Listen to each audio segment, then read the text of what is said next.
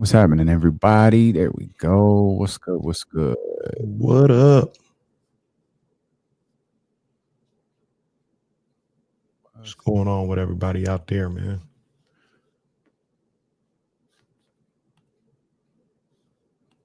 My Amazon package is arriving today. Wasn't that fantastic? It was supposed to arrive 2 days ago, but yeah, that's fine. Go ahead and send me the email that it's arriving today. Ain't that the worst? The apps. Even though we're a little spoiled there. Oh yeah. Hey, if y'all set it up for us to be spoiled, it's your fault. It's the principality of the situation. Man, that game last night is just something. I couldn't believe it. I couldn't believe that's how it went down. I don't know what to make of this series at all. Coach Molly, what's happening? Well, I'll tell you what to make of it. Somebody broke it down, and you know what? God damn it, they're right. They're right. Hold up. We'll talk about it.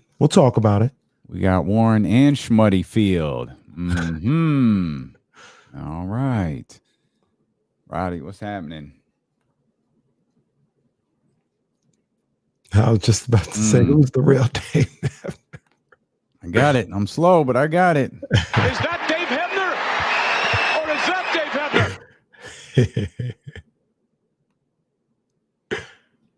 Hebner? Yes. Aaron, what's good? Repping over there on Facebook. Good stuff, man. Good stuff. Yeah, we'll try to get to the bottom of that. Kenny gonna break it down for us, I guess, because brother, I don't know what's happening, Matt. Yeah. Soren. Did you see that clip I posted? I don't know who the jerk is who found this, but the Kevin Garnett clip. Oh, I don't think so.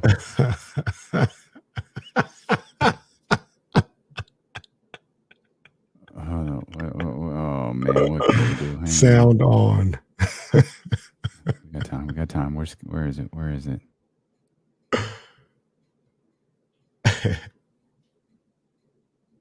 Wait, you posted it? Yeah, I put a quote tweet. I was like, come on, man. Equivalent for each NBA player. Okay, here we go. Kind of like naming NFL equivalent for each NBA player. Okay, here we go. Kind of like naming NFL equivalent for each NBA player. Okay. All right. It's all right. That's a. Did you see the one? Did you see the one where Chinea Bumake made a noise?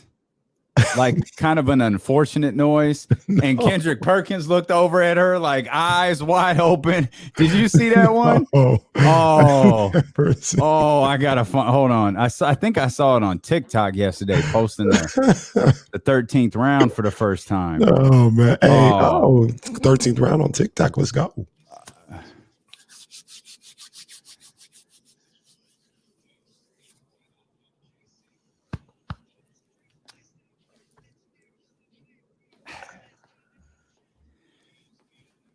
What's good, baby? Welcome in here to this Tuesday, May 24th edition of D-Lo and KC. I'm Damian Borling. Acknowledge me. He's Kenny Caraway. Yes, sir. Acknowledge me.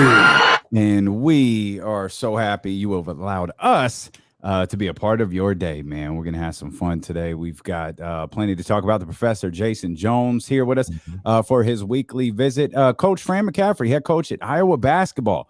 Coach Keegan Murray, he's going to talk with us coming up in about 45 minutes.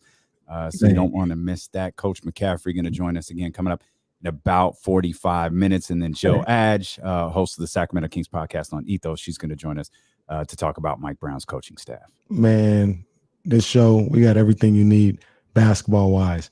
This is the equivalent of See, that's when the radio show get led into the pregame show. There's a clip of Kevin Garnett. It's Larry Fitzgerald, and he's reading something and I'll read it. I'll read it to you so you have full like understanding of what it says. I guess it's a game, and it's kind of like name an NFL equivalent for each player or for each NBA player. That's what it says. Name an NFL equivalent for each NBA player. Here's what Kevin Garnett read. Okay, here we go. Kind of like name an NFL equivalent for each NBA player. Okay, here we go. Yep. Kind of like name an NFL equivalent for each NBA player. Yeah. Okay, here we go. One more time. Kind of like name an NFL equivalent for each NBA player. Yeah, sometimes you just punt on a word, and like that man abandoned that word in mid-sentence. Look here, man. I laugh because I've been there. I understand. I'm not acting above now, you know, and especially when you're in a live situation like that, it happens, man. If it happens to me, you guys could take a chuckle with me. I'll take a chuckle with myself, we do, man. Oh, we have. It happens to all of us. There was somebody's name that I just couldn't. I don't know. It was when I tried to say Sabonis on 13. Yes, that was on television. Yeah, there is video of that I tried somewhere. to call him Domas. Yeah, and it didn't work. It did not work. I've never called him Domas again. Yeah, it did not work at all. It was a Carl Lewis moment. That's what it was. Kenny made up for it. But it was an moment. Man. We've been there. That was funny though.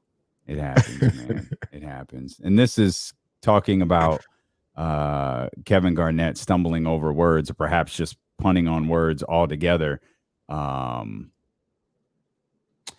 Significantly more interesting than the Eastern Conference Finals were last night. I don't know what to make of. I don't know what to make of this series at all.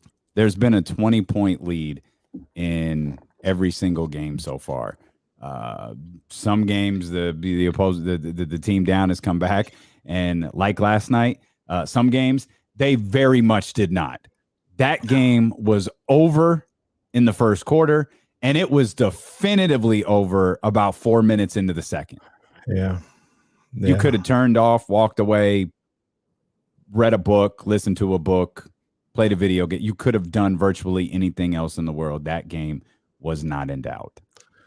I was out at Little League practice. You know, the plan was, you know, it was hot yesterday, right? Ooh, it's going to be even hotter today. It's going to get worse, yeah. I wasn't going to be out sitting where the shade was not running around with those kids. It's not my team. I'm just there as a spectator. So I was going to find myself under, you know, the nice shade of a big tree, sitting in my little lawn chair. I was going to throw the game on, you know. Okay. I was going to check it out. Yeah. You know, did some things with checking some stuff out. And I was a little late. It was about 5:45 or so, you know. I was like, let me, you know, I'm going to just check the score real quick, and then I'm going to come back and get in there and watch the game. Damien, I checked the score. It was 18-1. Yeah. So that's what? Right. Yeah. I refreshed the app. I refreshed the ESPN app. Glitch in the matrix. Right. Glitch in the matrix. How you gonna have one? First of all, it be even more believable if it was 18-0. How is it gonna be 18-1? That can't be right. No, it was 100% correct. So after interestingly enough, as the game progressed, 18 is also the number of points that the Miami Heat starters scored. Oh my! In the entire game, 18. They were around 40, 50 late in the third quarter. Yeah. Come on, man. Yep. Come on. Yeah, it was bad. They had 33 at the half. Oof.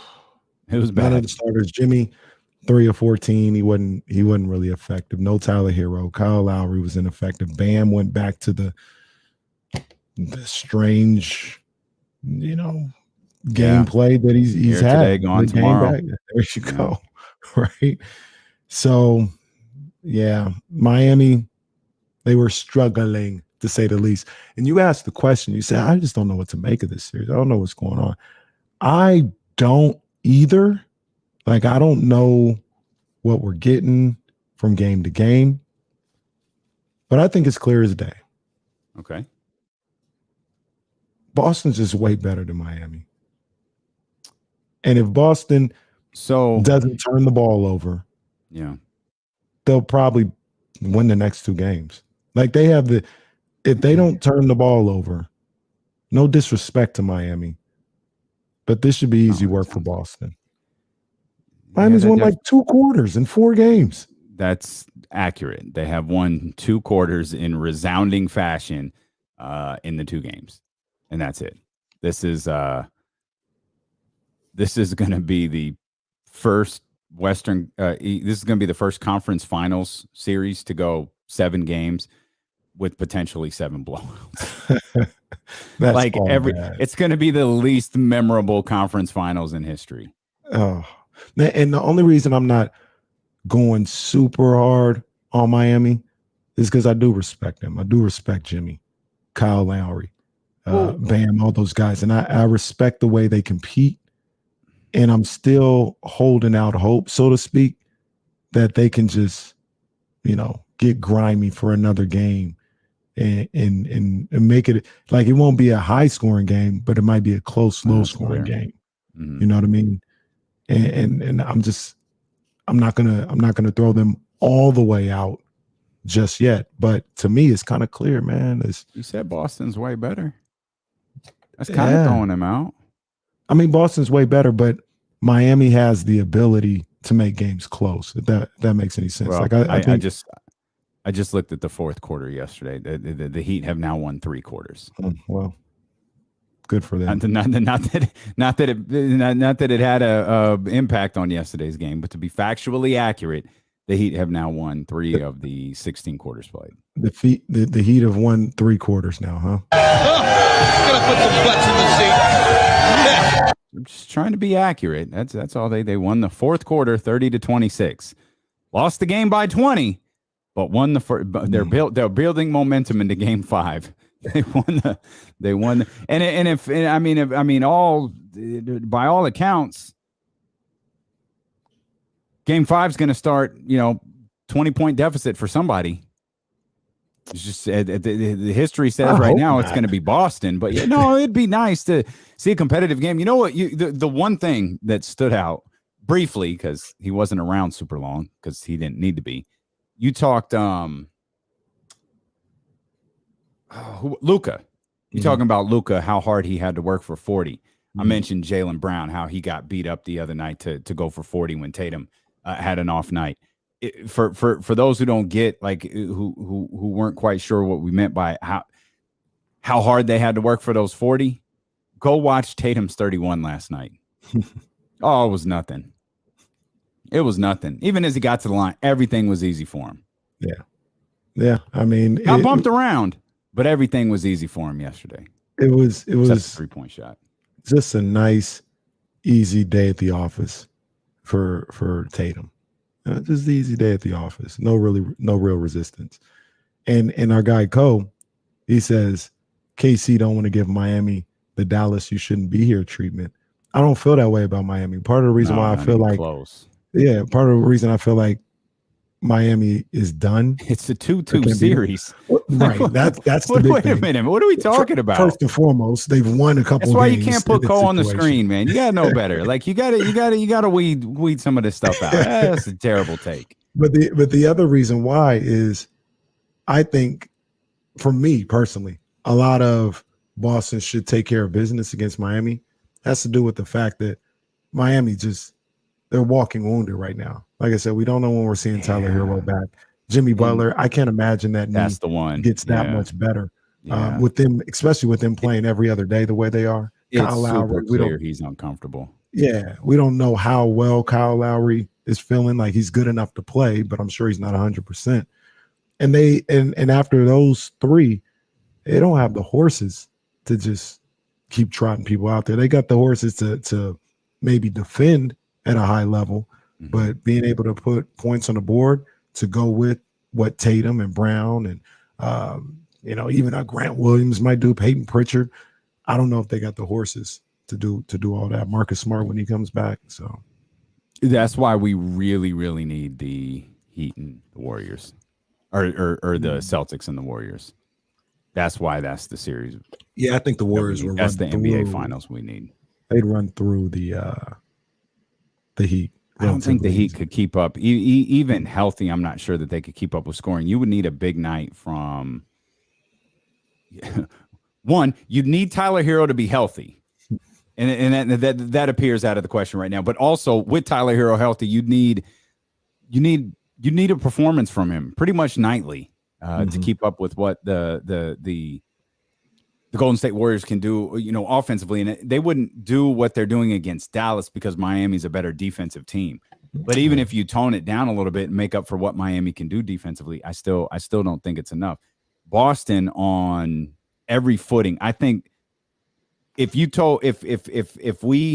Celtics are able to get two more, and we've got the Celtics versus the Warriors, I can't envision a scenario where that those aren't the two best teams in basketball. Mm-hmm.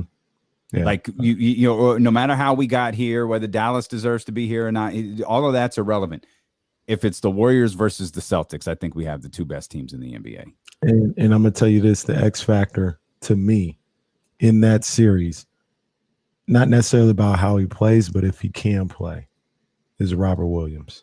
If Robert Williams can play a 7-game series against Golden State, now the Celtics have real action. They got real action. If he is in and out, it's going to be better than a Heat series. But being able to win 4 games, I don't know if they can win 4 games without Robert Williams. But if they got Robert Williams in there for a whole series, they got real action. One big plus from yesterday's game for the Celtics, outside the victory, of course, Robert Williams essentially got a rest day. Played 18 minutes, was able to get out there and work, and now they can ramp him up a little bit if needed in Game 5. We'll come back. We'll talk. We'll get to the Warriors later on in the show. We got to get to some Kings business as well. We've been talking a lot of draft picks. We're going to talk Keegan Murray here shortly with his coach, Fran McCaffery, coming up in about 30 minutes. We've got other guys to talk about, including Dante, Justin Holiday, Damian Jones. We want to talk about those guys, and we'll do that next here. Steelo and KC, brought to you by McQueen and the Violet Fog, the smoothest gin in the world, handcrafted in Brazil. Here on Sacramento's #1 sports station, ESPN 1320. Come on, man. Me and Jesse have been united with Rob Williams since the show started, pretty much. I like Rob, man. I like him a lot. He's a problem.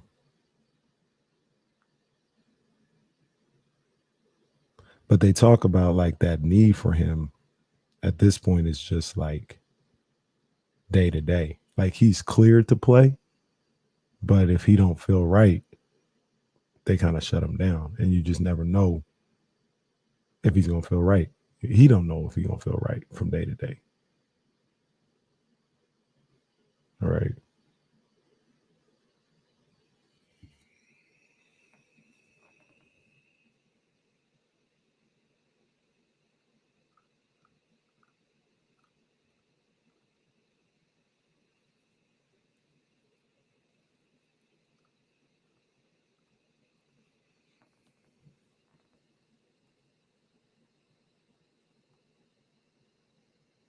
Cole, that's because Dallas deserve is I didn't say deserve. I said they have no business being here. It may sound like the same thing, but Dallas deserves to be there because they won the games. They did what they were supposed to do. They're not as good as the other conference finals teams. Miami deserves to be there too. Albert. See, you know how it is. You know how it is. I don't know, Stephen, you're not alone. A lot of people feel the same way. Jesse's got an Oladipo tribe. Yeah, man. Oh, Patrick, stop it. Patrick has had the courage of his convictions since Friday. You need to let that go. It's over. I can guarantee you.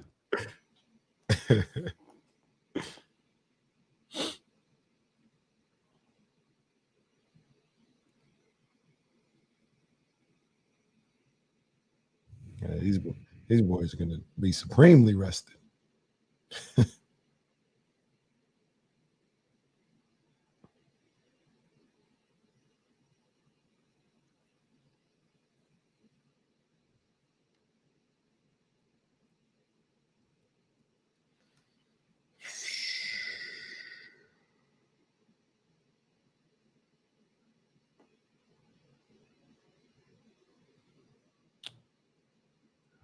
Man, Twitter world ready for the Joe Adge appearance.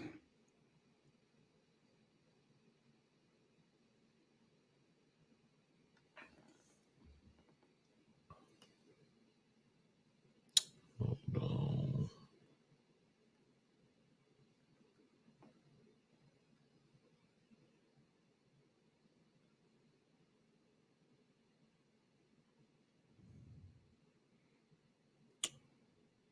Hold on 1 second, everybody. I'm surprised Damian has sleeves on today. You know, yeah. I am too.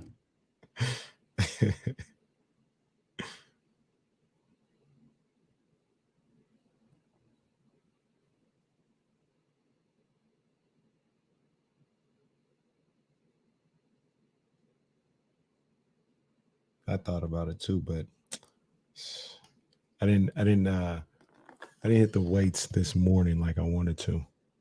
Gonna have to do it after. Bruises on my arm. I got tired and the cable rubbed against each of my arms, and there's like bruises. Oh my. It hurts like it hurts. But it's my fault that I wasn't doing it right. But I realized a lot of my sleeveless stuff doesn't look nice enough. That new Actively Black stuff I got is dope, but other than that, it's kind of like, nah, it's a little too frumpy. Now I'm regretting it because I got the air conditioner running, the vent's right there, and I'm already hot. Like it feels good right now. Well, I got the fan going too. You got the fan going? I got the fan and the air on. I don't know what to tell you, brother. Okay. That's all I got for you.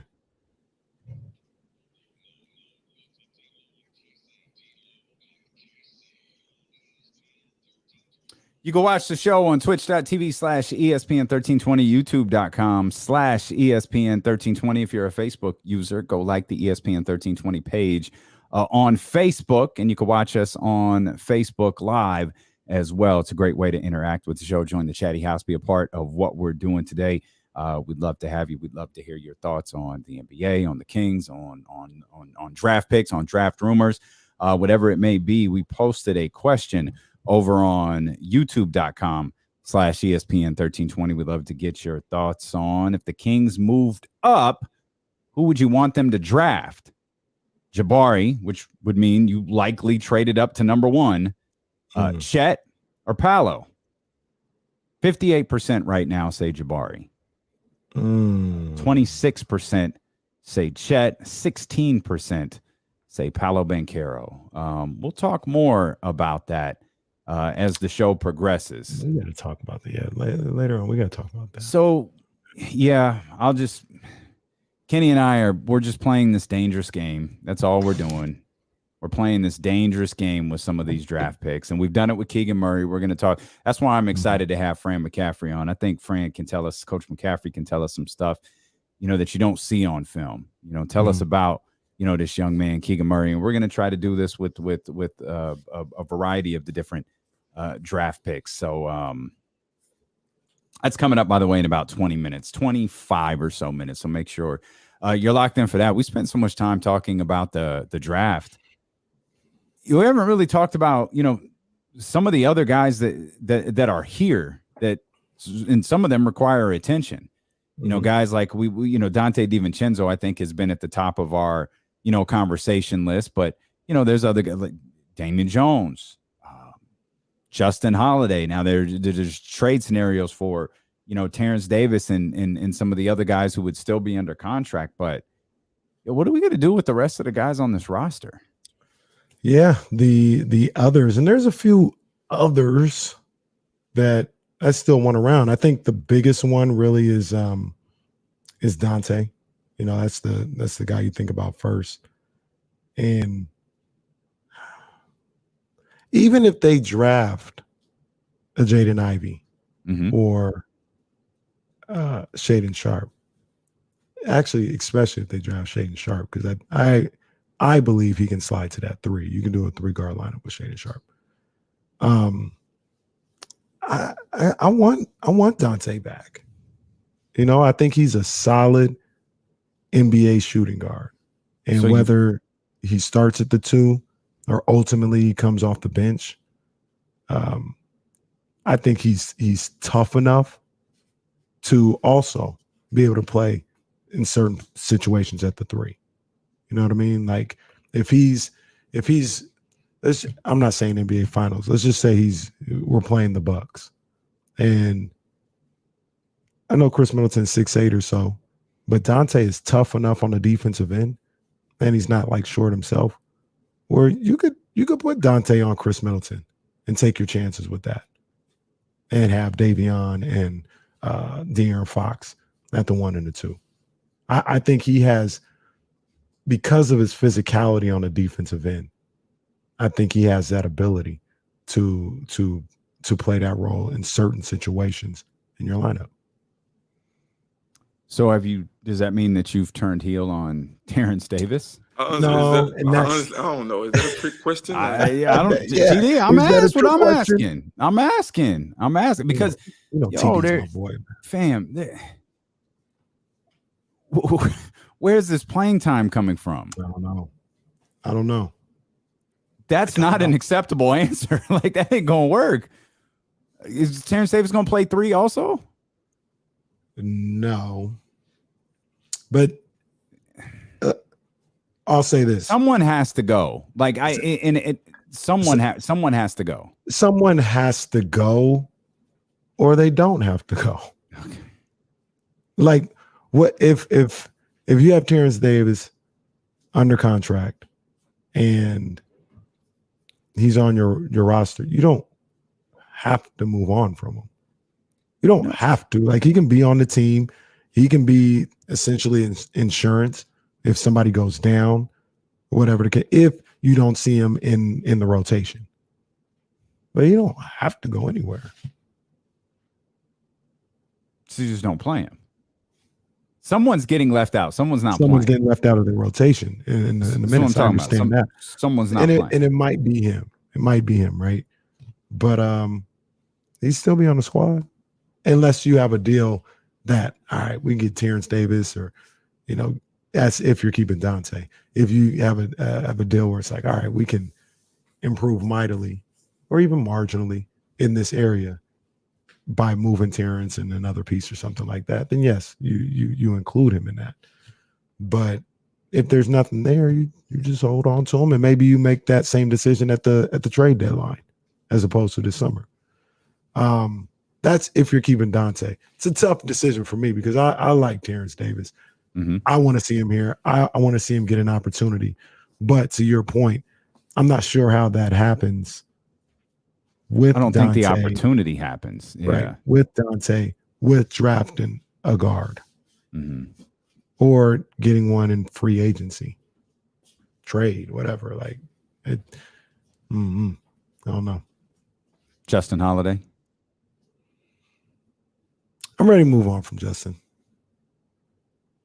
Seen all I need to see. Not a bad player. Not a bad situation at all, but I think you can upgrade at that position. Ironically enough, Jeremy Lamb intrigues me a little bit more than Justin Holiday.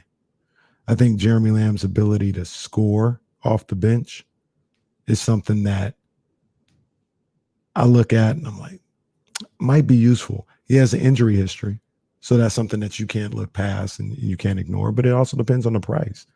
Like, one of the things that we're talking about here, I believe, is whether or not you can make this a roster of true NBA guys, right? So if you have Jeremy Lamb, I know what you mean by that. Right. If you have Jeremy Lamb out there. Jeremy Lamb, he's been in the league for a while now. He's an established guy. He's 10, 11 points a night. Like that guy coming off your bench and being in your rotation possibly, it's not a bad thing at all. Even if he's not always in the rotation. Once again, somebody goes down. Believe it or not, we're still in COVID times.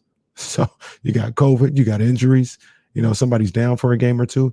You're not just totally, you know, up a creek because you don't have an NBA guy, so to speak, ready to go. You can put Jeremy Lamb in there.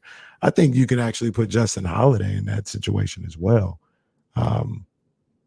But you know, I like Jeremy Lamb a little bit better than Justin Holiday. I want Damian Jones back. Oh, for sure. And he's not under contract. Not under contract, free agent. So that's a little bit more. That's a little bit more work. Yeah. It's a little bit more like we want Damian Jones back too.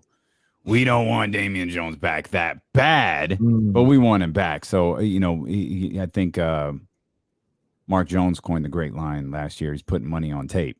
Yeah. And, you know, he's a backup big in the league who can step in you know, short spurts and fill that starting role and there not be a lot of drop off.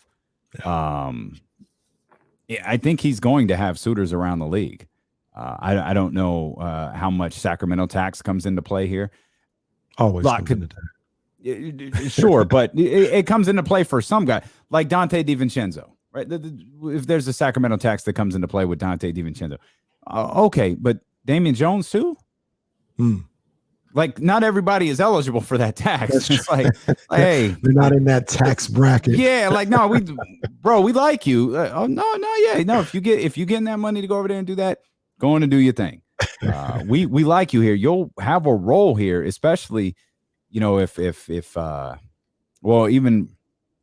in our conversations with James Ham yesterday, and we will get to this conversation. If the Sacramento Kings moved up and there was an opportunity to draft Chet, that's Chet at a 4, you know, you'd still like that backup 5. Like, for me, I know people like Alex Len and his toughness.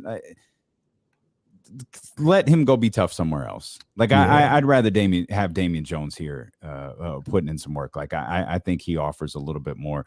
Alex Len, again, solid role player in the league. He, you know, if there's a way to send him somewhere else, I think that's in everybody's best interest. Let me ask this question. Unless you can't sign Damian Jones, then Alex Len, come on down. Hey, Alex, we love your toughness. We love what you bring. Man, I've always been an Alex Len fan. You know, Alex, from day one, really, since the show started. Big dog, come on, come talk to us. What if Rashawn stays? Yeah, that's a good question, because we have operated like Rashawn being on a different team is a foregone conclusion. If Rashawn stays, yeah, like then you have to like either Damian Jones or Alex Len has to, one or the other. Yeah, Alex Len has to be gone. Well, once again. And Terrence Davis is still here if Dante DiVincenzo stays. Alex Len can be here. He can be here. He ain't never gonna see the court. Yeah, but at that point, wouldn't you rather Neemias Queta be here? Like if you're just not playing and you like it's a draft pick, you put some stock in, like he could be up here, he could be, instead of being on that 2-way, he could practice with the team every year or every day. Yeah, understandably, but like I at least for next year, because you have Alex Len, I wouldn't just get rid of him in the summer. Like if you can't find an acceptable trade and it's part of like maybe the Harrison Barnes package or something like that, then you hold on to that expiring throughout, you know, the season up until the trade deadline. And you put Queta down in Stockton. You let him keep working, keep developing. Like I know a lot of people like him. I think Queta still has a lot of work to do, personally. So let him play some games as opposed to not playing in Sacramento. I think, well, okay. I think there's some value in him being with the staff, though, and being with these players when they're able to practice. I know once the season gets going, that can often be few and far between, but working out with this new pack of assistant coaches, I don't think would do him any harm. I don't think that would be bad for him. So I get the idea of playing games in Stockton, but I don't know. What's your favorite player over Miami? It's worked for Gabe Vincent, so maybe just running games in Stockton is the route. Gabe was, but to your point too, Gabe was he was in Miami for a good amount of time, like the team. I didn't remember this until a couple years now, I think. Yeah, right? He was with them in the bubble. Then last year, I didn't realize it was that long ago. Yeah, then last year, and then most of this year, and then he finally got to play. We're not in the bubble anymore. Bubble-ish right now. Bubble-ish. I say that to your point, though. I mean, he's had time with the big club.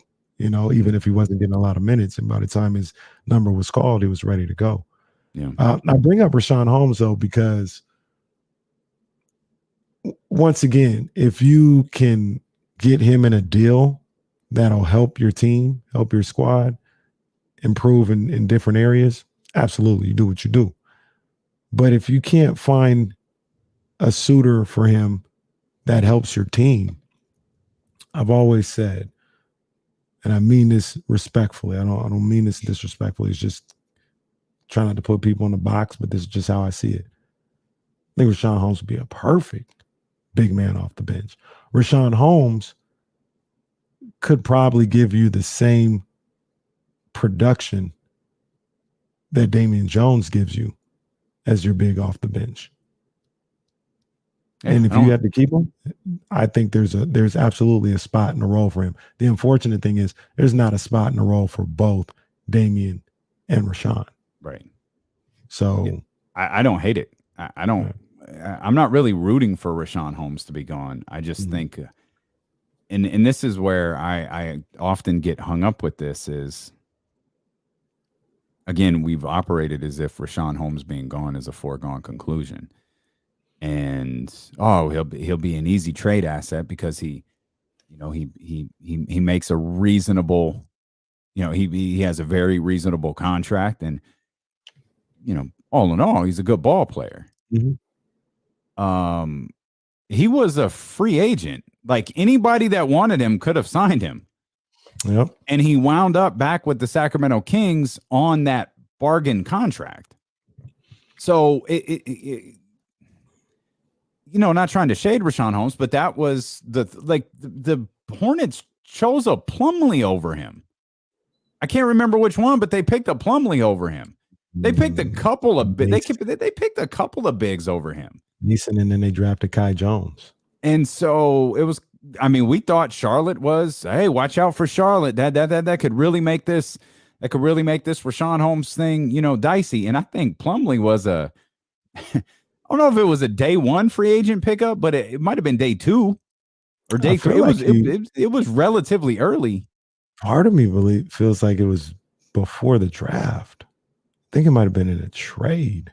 Oh, they got Plumlee through a trade. Okay. And then like the same day they drafted Kai Jones. So it again, just more of, they weren't all that enamored with Richaun Holmes.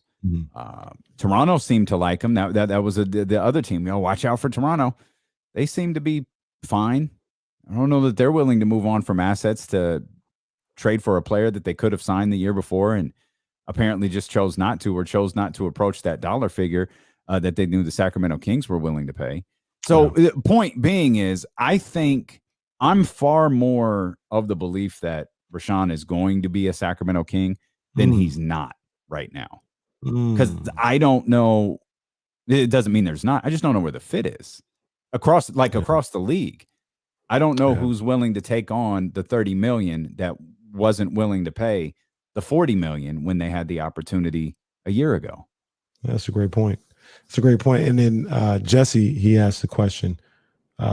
He says if Damian Jones, not Damian Barley, if Damian Jones and Richaun Holmes do the same things, wouldn't you want Damian at a cheaper deal? Absolutely. But then he gets to your point of, I don't know if it's that easy to move Rashawn Holmes. Mm-hmm. You know what I mean? So it sounds weird, but maybe you feel like you'd be stuck with him. That's a little harsh. I don't know. I don't know if I feel that way, like I'm stuck with Rashawn Holmes, but that's you can't trade him like that. Like, right. Yeah, like you could say stuck, like you can't trade him. Like there's no, if you've got to have a trade partner. I think that's one thing that we forget about when we throw names into a trade machine. The trade machine is about making contracts match. Right. You know, it's one thing when this, I do have a team that Rashawn might work for. I think that he would work there and be very good. Would he work in Dallas? It depends on what Dallas wants to do. In my mind, Dallas thinks they're going to land someone much bigger. In reality, they never, like, Dallas probably has this plan to trade for DeAndre Ayton that's going to like fail miserably because everything with Dallas in the offseason, it just never seems to like, this player is interested in Dallas. They literally sign no one. And I don't know why, but they don't seem to land those like free agents. They don't seem to land those big names. So they might have their eyes set on something through a trade. But like I look at Rashawn Holmes and what some of their guards can do, and Luka's ability to pass the ball, maybe Rashawn will work there. Well, it depends on what they want to do, and it depends on what their identity is, or is the way they play right now their style of play, or are they doing it out of necessity? Because remember, in a way, they kind of chose this fate. They moved on from Porzingis. They essentially said, we're not looking to have a guy inside. We're going to go 5 out and let these guys cook. Now, once again, is that out of necessity? Is that just, this is the roster we have and this is how we're going to make this work to the best of our abilities? Stunk. Huh? I said, or Porzingis stunk. And you had to move on from him. Porzingis don't stink, though. Oh. Okay.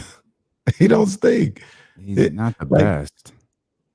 No, but he's fine. Like he's fine. Okay. But the question is, because he played well in Washington. I know that was a losing team or whatever the case may be, but he played well in Washington when he got over there. But did Porzingis not work, or was that not the move? Because that's just not how we want to play basketball here. We want to spread the floor. We want to have 5 out. Or like, will we just kind of force to play that way, and we'll reevaluate it and look for a DeAndre Ayton or Rashawn Holmes in the offseason so we can change our style back to something a little more traditional. I think that's more so the case. If so, great adjustment by all involved. Mm-hmm. I mean, if they were forced to do it, they made a hell of an adjustment. The only issue is like you kind of chose that. You traded Porzingis for Dinwiddie. Mm-hmm. Like you weren't getting a big back. You knew you didn't have. Well, that's what I mean. That's what I'm saying. I'm like to be able to like, this isn't working. We've got to try something else. I think they deserve credit for that for that adjustment, but it does speak to that's not Rashawn. Rashawn ain't gonna be able to camp out behind the 3-point line. And maybe that's my whole point. Maybe they change that up and they say, hey, we're getting a little more traditional, at least 4 out, 1 in, as opposed to 5 out. You know what I mean? Well, and that's interesting too, because they're not losing this series 3-0 to Golden State because they don't have a big. That's not why they're losing this series. They're probably looking around like. They get beat up. We outlined that the other night. They are getting beat up by the boards. But the part of the reason for that is they're taking so many threes. A lot of those rebounds, a lot of those are long. Mm-hmm. Those aren't Rashawn Holmes boards. Those are Russell Westbrook rebounds. Those are boards from De'Aaron Fox grabs. Like those are ones from the guards who are camping out on the outside or who are motioning around in the offense, and that long 3 comes flying off the rim. Yeah. You know where else, and this is where I thought you were going to go, you know where else is a really good fit for Rashawn Holmes, a great fit, and I've said it a number of different times. That's in Golden State. And that's fine. Rashawn for Andrew Wiggins. I'll do it. That's fine. That's we'll fine. do it live. Twist it on. We'll do it live. Damn it. I'll take it. I would. Well, there I'm just gonna ask the question again. I don't know if people want to hear it. Oh Lord. What'd you do with Rashawn for James Wiseman? Oh yeah, I don't care. That wouldn't bother me. I mean that won't, because like that's just conceding you don't think you have a role for Rashawn Holmes, right? Like something where he could be productive. So let's take a gamble on an often injured, unproven kid on a rookie contract. I'm fine with that. That doesn't bother me. Yeah, it doesn't bother me. I would, like I said, I would think about it for sure.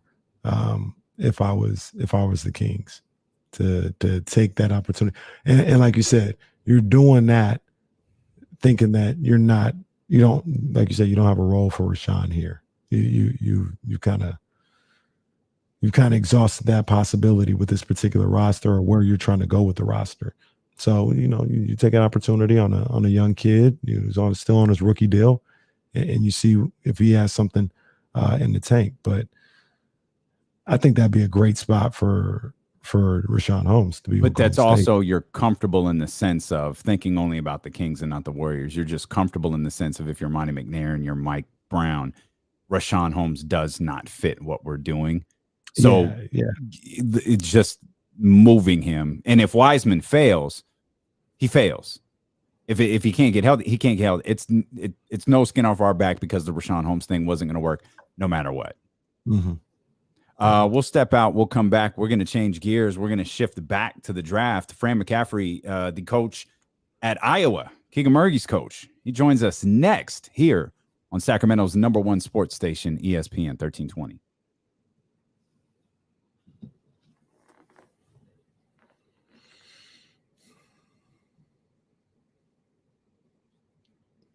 Okay. Megan, what do you think you could get for Rashawn Holmes, since you got all the answers? You tell me what you can get for Rashawn Holmes.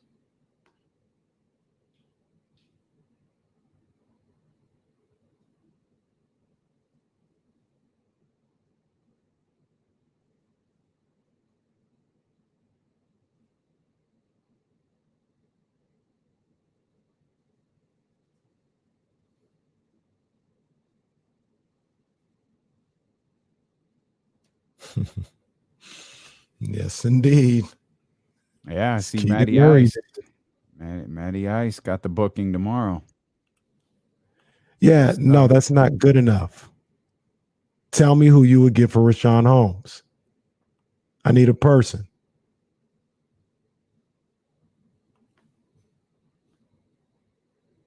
Say it with your chest. I don't know why Kenny hates Megan, man. I'm the Megan. Jeez.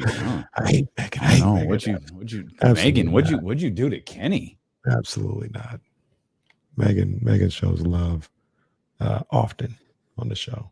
I really think Keegan will be better than Paolo. Not the other two, though. You mean? I assume you mean Javon. I assume you mean Jaden and Sharp.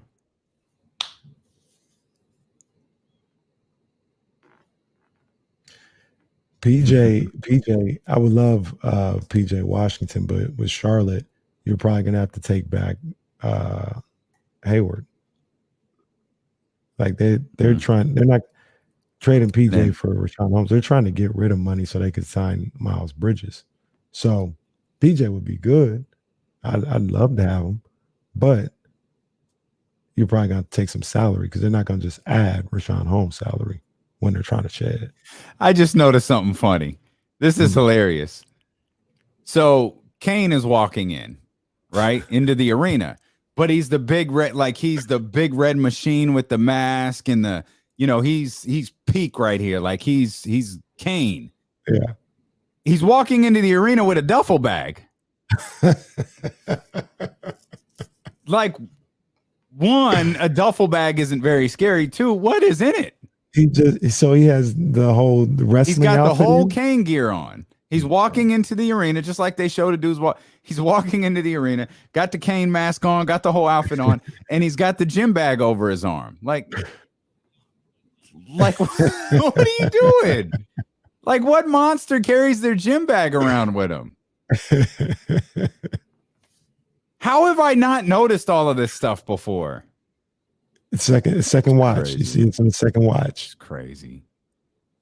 I didn't get the chance to read. I think it was The Athletic. I'm not sure who was reporting the team's asking price for Russell Westbrook. They'll take Russ, but they want a first-round pick in return. And all I could think of, they don't have any. Like, you want a first-round pick in 2030? Oh, the other teams, they'll take Russ, but they won the Lakers first round pick. That's right. Oh yeah, they don't. That's right. Yeah, they don't have any, sir.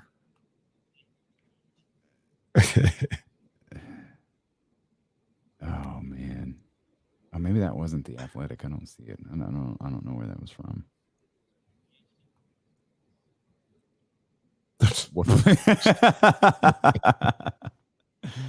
But we got to include Buddy Hield into that.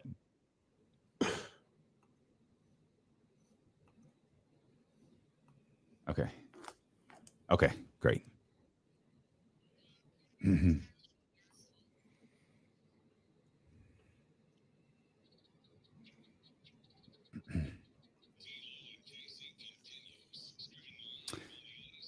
Live on the Odyssey app, live on Twitch, YouTube, and Facebook. Through the McKC, brought to you by McQueen and the Violet Fog, the smoothest gin in the world, handcrafted in Brazil. Happy to bring in the coach for Iowa basketball, Coach Keegan Murray, Coach Fran McCaffrey. Coach, I'm sure you're going to be doing a ton of these over the course of the next month or so, so we're really pleased that you took a few minutes to join us.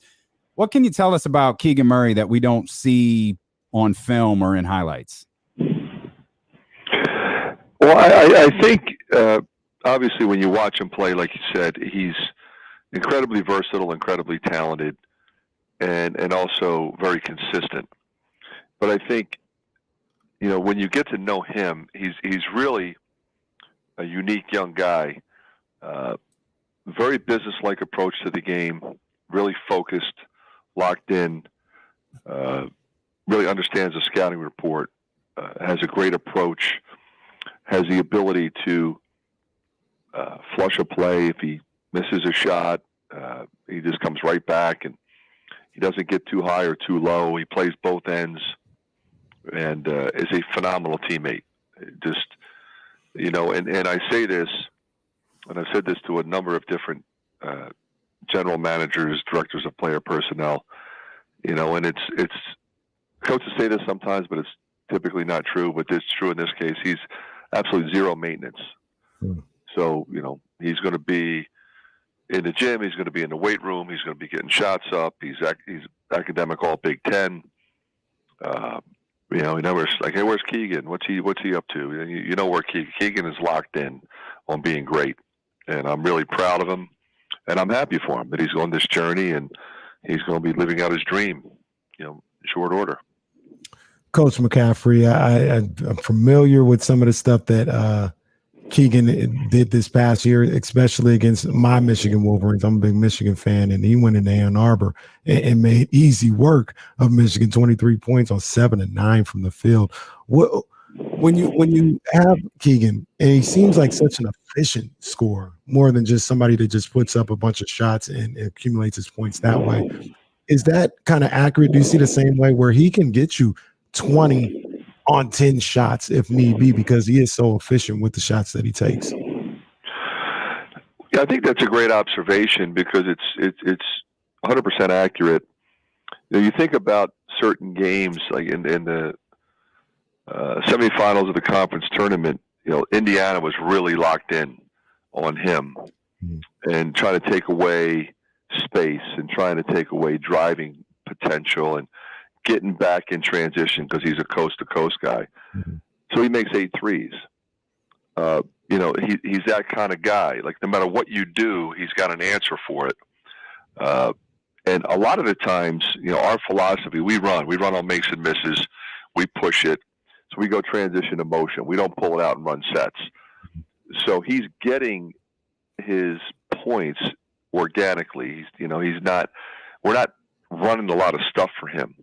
Now, I'm not saying we didn't. We did. I mean, obviously, we were going to run it. If we were going to run a set, we'd run it for him. Mm-hmm. And we had another really good shooter, Jordan Bohannon, and we ran some stuff for him. But most of what we ran was for Keegan Murray when we did decide to run something. So if we did, he would make a really good decision. He might shoot it. He might move it. And that's the great thing about him. He understands how to play with 4 other people. And there's no selfishness at all. So he's not, hey, coach, why don't you run more stuff for me? If we're running transition to motion, I'm good. If we're running sets, I'm good. And the one thing that I try to pride myself in is I don't micromanage my guys. So I'm trusting him, and I'm encouraging him to trust his talent and just go make a decision. You're out there. I'm over here. You go do what you do well, and you think for yourself, because that way you'll be the best version of yourself. And he is really one guy that excelled in that role. Coach McCaffrey, Iowa basketball, with us here on D-Lo and KC. What was the biggest change you saw from Keegan from his freshman year to his sophomore year? Well, his role changed completely. I mean, we had Luka Garza, was a National Player of the Year 2 years ago. Keegan was coming off the bench. He made the All-Rookie team. And he started a handful of games. Was a really good player as a freshman, but okay, it was his turn to be the guy. So not everybody can, as you both know, not everybody can do that as successfully and seamlessly as he did. And it started right off the bat. He was dropping big numbers in really incredibly consistent fashion, and welcomed that opportunity to be the guy. It wasn't afraid of it, wasn't shy in that role. And accepted it. And I think what was great is his teammates recognized it as well. Okay, we're at practice every day. That dude is the man, and we're going to get him the ball, and we know that he'll throw it back if he gets double teamed. I mean, he's that kind of player. He's a winning player. But I think everybody appreciated that step that he took, because as much as he played a lot as a freshman. He was going to be a guy his sophomore year that was going to get 30-plus minutes and pretty much shoot it when he wanted to, bring it when he wanted to. And that's exactly what I wanted for him. I wanted him to play with that kind of confidence, and he did every night. Coach, we hear so often about guys in college and their game going to another level when they get to the NBA because of the styles of the games are so different. Is there something that you see with Keegan in his game that we may not have seen so much in the college game that when he gets to the NBA is just going to expand out with all the space that he has to work with at that level? Well, I think you just nailed it. In the pros, there's more space. He's pretty much unguardable one-on-one with his length and his creativity and his ability to make tough shots. Some guys are catch and shoot 3-point shooters. Some guys are driving dunkers. He hits the floater. He goes off either shoulder. He drives right or left. He can finish high on the glass over shot blockers. But, in college ball, people are going to be in the gaps. You see a lot of pack line defense. Mm-hmm. So many teams playing pack line defense. And you're not allowed to do that in the pros. Right. You can't play pack line defense. So he'll have more space. Now, granted, he's going to be going against better players, but I think, when you look at the modern-day NBA player, he epitomizes that. Mm-hmm. What is he? Remember, we used to say, oh, he's a 5, he's a 3, he's a 2. He's just 6'8" and can hoop, and he can play the point, he can play the 5 spot, he can post up. We moved him around. That makes him hard to guard. So he's used to being able to play fast in transition. He's used to being able to play in traffic. But we would isolate him, and we would post him, and we would run him out, and just let him play with that kind of freedom. And I think in the pros, you got to shoot in 24 seconds. So he might have it, but it also might be coming to him later in the shot clock, and now he's got to go get his own. Well, he can do that too, and he'll get to the free throw line. You look at his shooting numbers. I think it was like 55, 45, 75, or 80, like that. So he is a shot maker, and he's going to shoot it at a high percentage, which is clearly going to make him very valuable. What do you want him to do better? Well, he's a natural scorer. So if he rips and drives, he's going to finish. Occasionally maybe get rid of it one step sooner. But as the season went on, I think if you really studied his game, he continued to get better at that because he studied film. There was a play late in the season. Matter of fact, it was in the Michigan game where he, it was a kind of a crunch time play. It was one of those possessions where Michigan was making a little bit of a run. We still had like a 7 or 8 point lead. And we need to come down and score. And he makes a play and kicks it to his twin brother, who whacks a 3 and basically ended the game. And I said, you know what? That is why he's going to be a top 5 pick. Yeah, he didn't need to do that, Coach. He didn't need to do that. I remember that right. He didn't need to do that. That was unnecessary. You beat up on Juwan Howard all you want to, Coach. That's all right. That's all right. That's good stuff. Juwan's my guy. He's a good friend, and I got a ton of respect for him. It's funny because they came in here and beat us here, and everybody thought we were going to win that game, and then we went over there, and everybody thought they were going to win, and we won over there. And that's what the Big Ten is. Yeah. And you better be ready to play when you go over there, and pretty much anytime you go on the road in this league. Real quick, Coach, I just want to get your assessment as somebody that coached against them. Another guy that we're talking about here in Sacramento is Jaden Ivey, and just your assessment as a coach, and what was your strategy? What was your thought going into these games against Purdue, trying to contain him and what you would do against him? Well, I'm a big Jaden Ivey fan. He is one of those guys that has a different gear than everybody else. And so if you don't get your defense back and put together, it's going to be a bucket. So if you're running back and your back is to him and you're chasing a guy to the corner, or you're buddy jogging with somebody, he's going to come flying down the court, take that space, and get to the rim and finish. So, you asked, what was our strategy? Our strategy is to get 5 guys back, and he needs to see everybody's face when he's coming down the floor. If he sees your back, you might as well not even be in the building because he's going. He shoots it well enough. I mean, he's not a killer shooter, but he's a good shooter. And when you have speed and explosiveness like he does, and can hit a step back 3 or hit a game winner, which he's done a number of times, he's a guy that I think has a potential, like Keegan, to be an all-star. Yeah. Well, I knew this would happen. I'm all in on Keegan Murray now. So go ahead, get the jersey. Get the jersey. Coach, we appreciate you carving out some time for us, my man. Thank you so much. My pleasure, guys. Hey, talking with you. Coach, next year, take it easy on Michigan and beat up on Michigan Coach. State and Ohio State. You got to do that, Coach. That's Fran McCaffery right there, Coach. It Iowa basketball. See, this is going to be a terribly long month. I don't think I'm equipped to do this job. I think you put out an ad for a new partner. I don't know that I could do this because we hang up with Coach and I'm like, yeah, you know what I feel like right now? I told you, y'all tried to bully me into thinking like, no, Keegan Murray, he's boring. He's too safe. He's this, he's that. Now we talked to his coach and I'm like, it's interesting hearing him talking about, he's a kind of a lot of Davion Mitchell vibes there in terms of living in the gym, being a film nut, doing those types of things. Like you can see certainly, Coach talking about his role changed. He played as a freshman. He didn't have the same role as a freshman. He played as a freshman. His 3-point percentage shot up 10%, like everything he did on the floor. It wasn't just that his minutes increased, therefore his points increased. Like the way he produced, you talked about how efficient he was, improved from year 1 to year 2. And me, being the guy who doesn't like to gamble and doesn't like to push his chips to the center of the table, I'm sitting here talking to Coach McCaffrey like, I told you, that's our guy right there.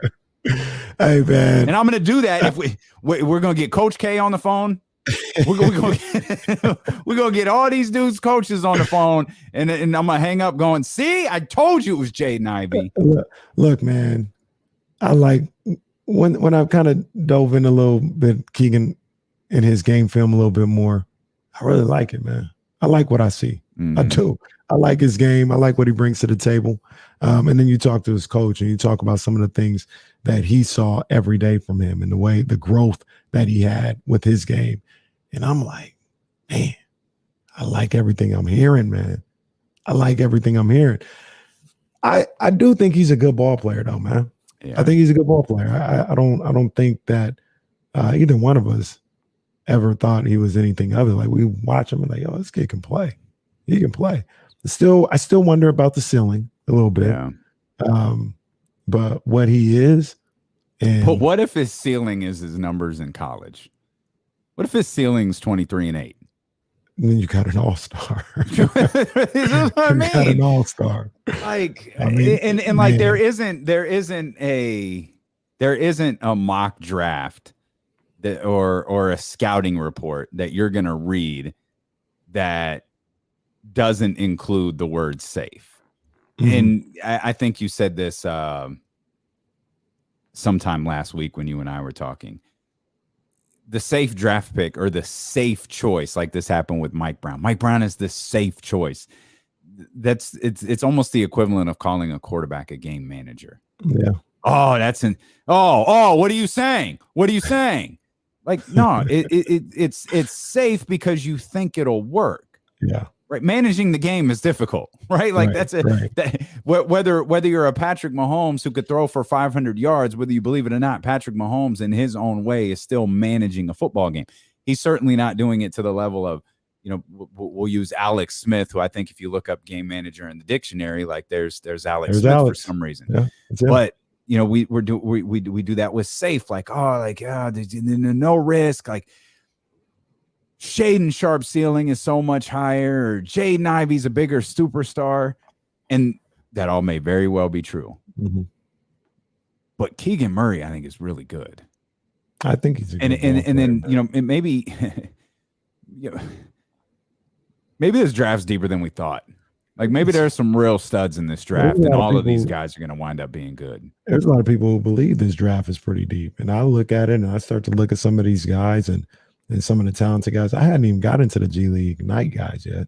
You know what I'm saying? I haven't even dove into those guys yet. Got some good ball players. And while I have the guy that I would pick if I was the GM, said it numerous times. They went with Jaden Ivey. They went with Keegan Murray. I'd be hyped for that too, because those two dudes can play. You know what I mean? They can get after it. And when you speak specifically of Keegan, he fits a glaring hole that this roster has. That power forward spot, being able to score from there, being able to shoot the ball, be a stretch four. The one thing that I worry about is we still need defense at the four spot. And how is he defensively? Everything that I've seen from him looks solid, but on the NBA level, can he defend at a high level? And then you talk about rim protection, and Sabonis isn't the biggest rim protector. Is he going to be able to help with that? And that's what I don't know. I'm not saying he can or can't. I don't know. I got to look more at what he can do on the defensive end, but offensively, he's got all the tools. Well, if we're talking defense, we're going to have to revisit James Ham's trade up scenario. We will. I told you, this is going to be the longest month in history. We what day were we waiting for again? December 15th, and that was the start of draft. We were so convinced deals were going to be made on December 15th, and it created the longest draft season in history of all time. I think we're in for the longest pre-draft season of all time. And like look, we're going to be agonizing over this. Like we're going to be agonizing like we're making the pick. Right. Like the second they moved up to 4, I started sweating. Like, oh my God, just change that lottery ball just changed our lives for the next 6 weeks. Yeah. Yeah. And Reggae saying, he says, y'all really want to reach for Murray at 4. And the more I've looked at my initial thought without that's until like we talked to produce coach. It's like, no, I want Jaden Ivey at 4. What are we talking about? Well, like before I like really dove into some more Keegan Murray stuff, I had that same thought. I'm not 100% sure it's like this big reach for him at 4. I can make a mistake. You know what I mean? I've heard that. I can go back and say something different. You know. My mistake. I can make a mistake. Yeah, I don't know if he's as much of a reach at 4 as I thought. I had a tweet. Now, what did I do wrong? What did I see wrong? That's the one I really wanted. I had a tweet that right now I still stand by. I don't think that he's a better prospect than Ivy or Sharp. I don't feel that way. But that don't mean he's a bad because prospect. you think their ceiling, this old proverbial ceiling, which is completely imaginary, right. You think it's higher.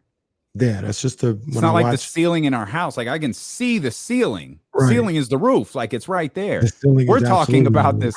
We're talking about this imaginary ceiling. Like, no, we think it's higher. Right. That's the word we need to start using to make this all make sense. Jaden Ivey's imaginary ceiling is higher. His imaginary ceiling is higher, and like a lot of people get upset with that. Hell, Keegan Murray's imaginary ceiling may be too high, right? Like I think, like when people, how could you say that? Like it's ridiculous to think that somebody's ceiling is high. How would you know? Well, how do you know Keegan Murray won't be a bust? Like I don't think he will be, but how do you know he's not going to average 5 points a game for his career? Mm-hmm. Once again, I don't know why I haven't got this on the board. You think you know, I don't know why, but you really don't. I've got this. It is gone. But caught. That doesn't have nothing to do with nothing, but it always makes people laugh. So go ahead and, just press buttons. But Roddy says Keegan Barnes. That's kind of funny. Yeah. Harrison Barnes is a good, but Harrison act like Harrison Barnes isn't a good ball player. Harrison a good ball player, man. But we're looking for. I feel like with 4, we're looking for an all-star. We're looking for Dame.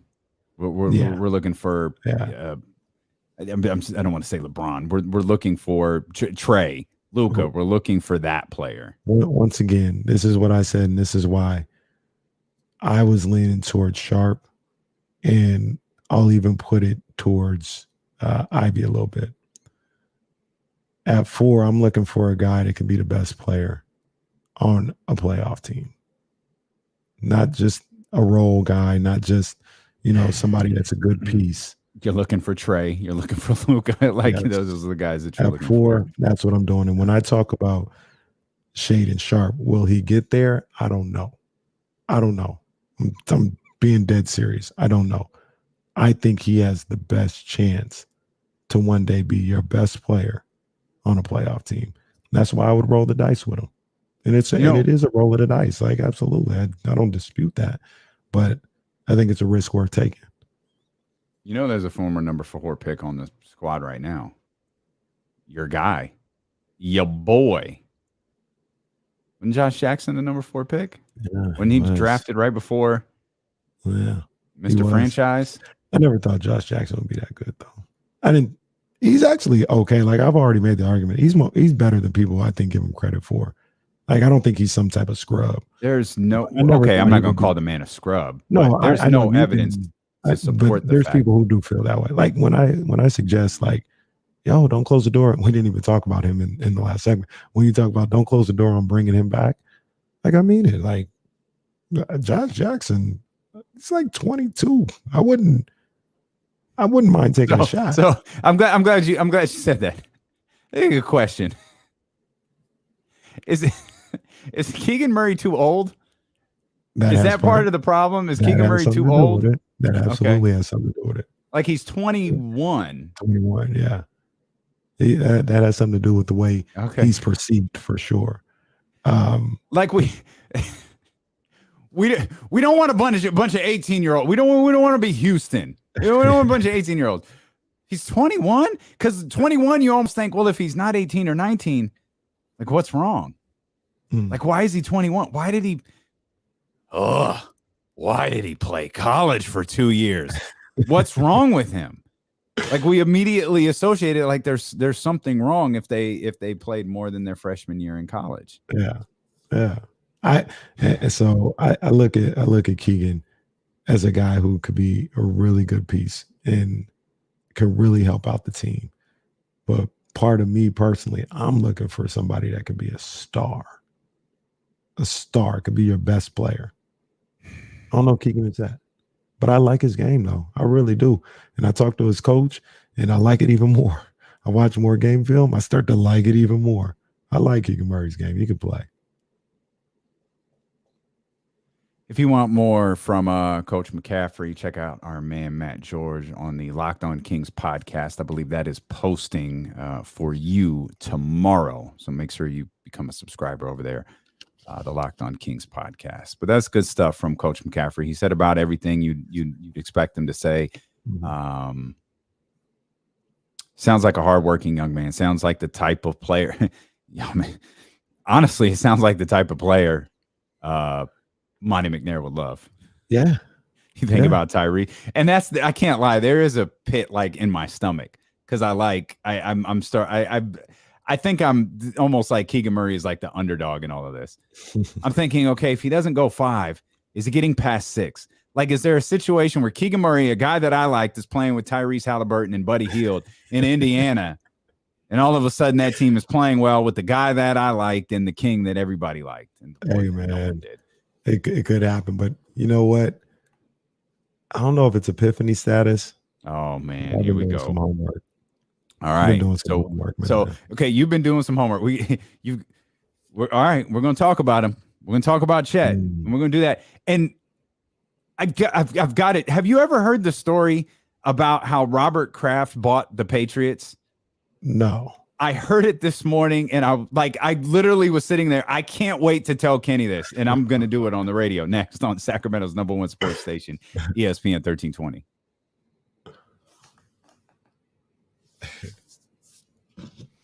Oh man, that's right. So Pacers tickets for D'Lo. I'm not like I like Tyrese. I'm not one of those people who was like I wasn't upset that I was surprised they traded him. Like it's not like I was angry because I get it. But I just thought, man, they don't move up in the draft. Like the Kings, they move up, get up there, and the Pacers wind up drafting like this solid dude who makes an impact right away. And it's damn it. Young Kobe. Okay. Pace show. Yeah. That's funny. That was being nice with the keyboard there. That was funny. Okay. Pace show. Stanley. Okay. Okay. Okay.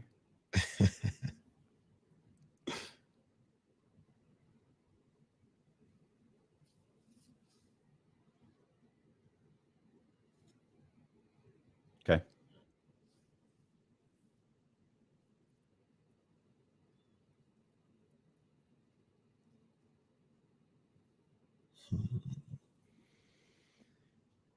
Sharp is definitely intriguing, Jonathan. Definitely intriguing. Appreciate you, man. It's a good draft. Oh my God. Jesse just asked if the Kings ended the draft with Brogdon and Murray. That's a success. That's a hell of a draft. That's a success. That's a massive success. Tyler, I don't know, man. I don't know. No idea. No clue. I hope everything's all right. I'll just say that. It's wrestling, so too many people speculate on stuff. I have no clue what that's all about. I just feel like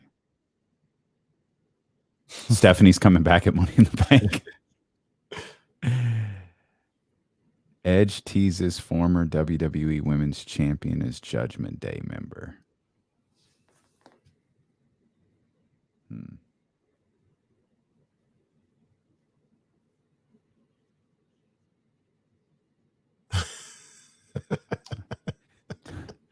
Does he?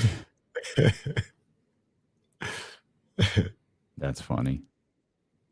Yeah, that's a must.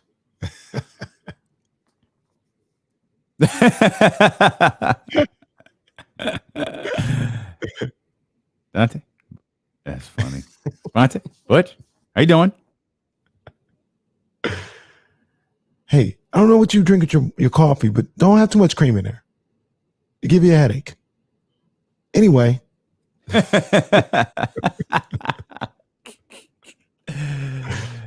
Oh, man. No thanks on Brogdon? Really? It's just for the year, man. Should I do it? Get him back here? Man, please. Yeah, that's facts. That's facts.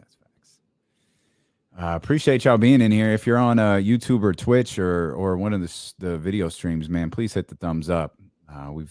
It's been great to see everybody in here for draft season, but those thumbs up and those subscriptions, they go a long way, man. So if you dig watching the show, become a subscriber and hit the thumbs up as well. We post a bunch of videos all throughout the day that you can check out if you miss anything. Yeah. You know what it is, Dr. David. Gotta beg, man. Gotta beg. Happy to do it, though. Has anybody seen Dave Garcia designs? I haven't seen him for a couple days. I always get nervous when the regulars ain't here. Yeah, where y'all at?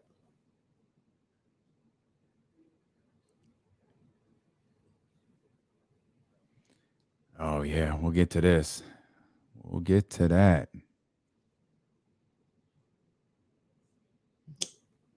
He got 3 years? Really? You sure about that? I don't think that's right. They stinking it up, Max. It's nasty right now. Guys, Malcolm Brogdon's a free agent next year. 2022. Oh, there it is. Yep. 3 more years. Woo. Woo.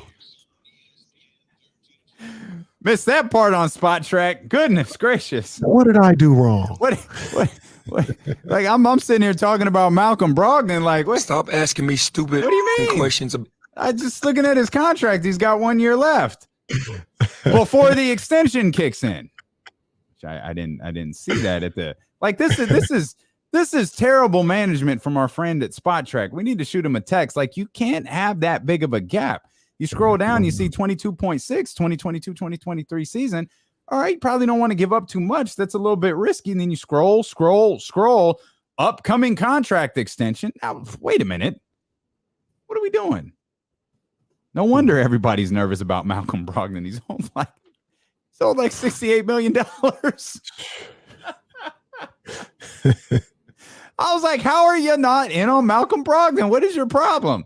Oh, I'm beginning to see now. That's hey. What okay. Now, what did I do wrong? What did I see wrong? That's my bad. Clearly I saw something. I was about to say, I mean, you can make a mistake. I'm allowed. That is 916-349-1320. My mistake. I can make a mistake. Stanley, my brother, what's happening? Hey. Yeah, hey, how are you guys doing today? I mean, yeah, Kenny, we all make mistakes, and you made a big one. You were the one who urged the Warriors to get rid of Draymond Green. Yeah. You were the one who did that. Okay, yeah. And now, I wonder if you feel the same way right now. I mean, they're winning, so it works for them, but I would have moved on from them. Yeah, okay, well, I mean, you were wrong. That's the bottom line. And the other thing I wanted to get you guys' opinion about was the NBA said they were going to start, these influence calls where people start flopping and stuff. I mean, I truly do like Luka.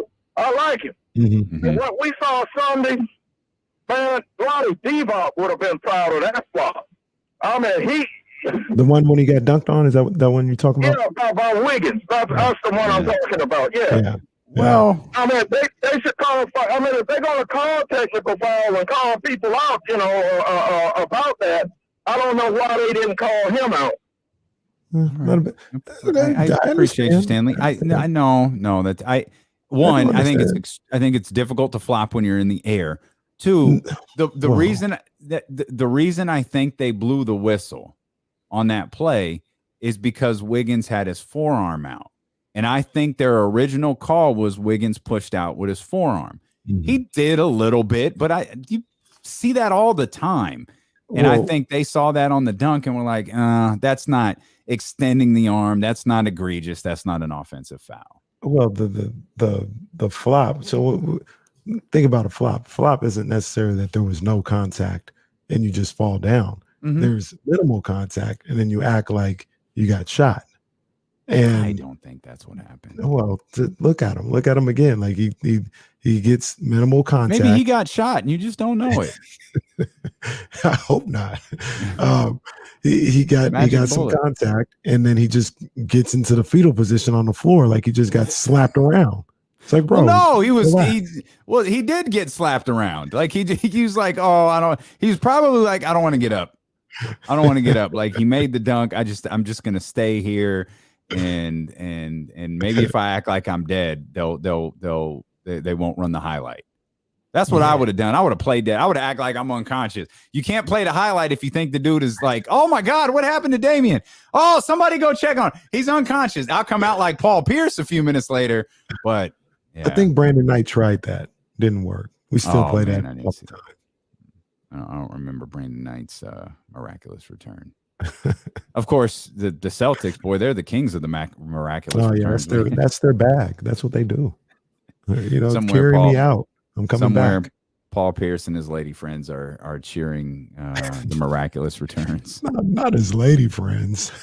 I thought that's simple dance party. That's all it was. Him, his lady friends. That's it. Paul Pierce. That's it.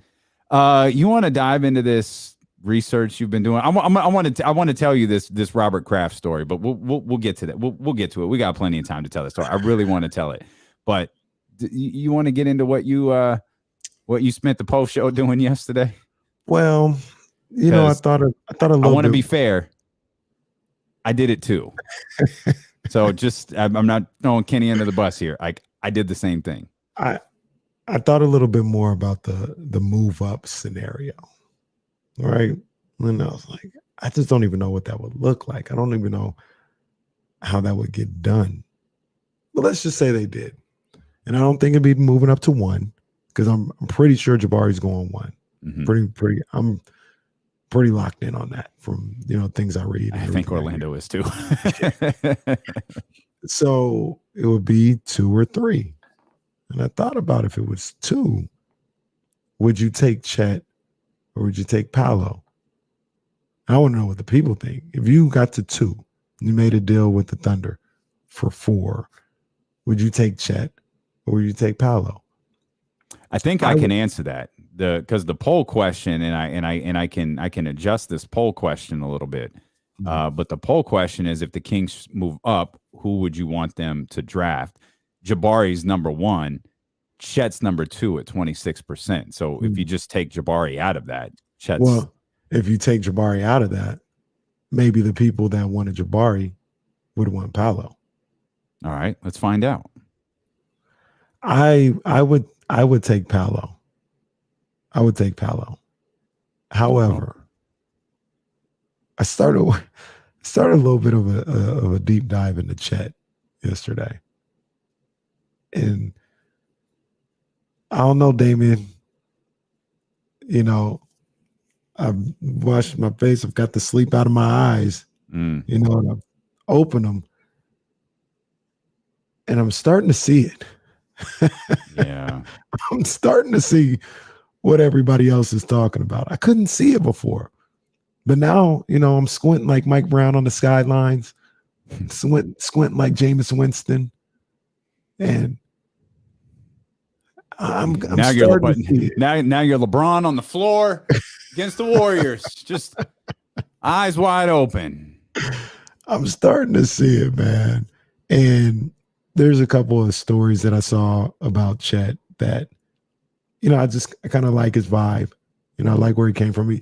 He's a lot different. I don't know what I thought about him, like personality wise, but I liked what I did find out about him. Chet got a little confidence to him. Okay. As I said, he got a little confidence to him. I like that. And then you look at some of the game tape, and I don't know. I like his game, man. And for me, it kind of depends on what he's going to be in this league, what he ultimately is. So, go ahead. I want to ask you a quick question, because this is what I'm worried about. I watched Gonzaga. Like I mean, we all watched Gonzaga. Like that was an easy team to watch. You knew that they were good. You knew they were going to be playing late, or you watched them playing late. And it's like, all right, you notice him because he's big. He's tall. He has a unique look to him, right? So you notice him right away. From a game perspective, at least in the ones that I watched, and this happened with Trae Young as well. I missed Trae Young mania, brother. I didn't see that. Like I caught the second half of the season when he had gone a little bit colder.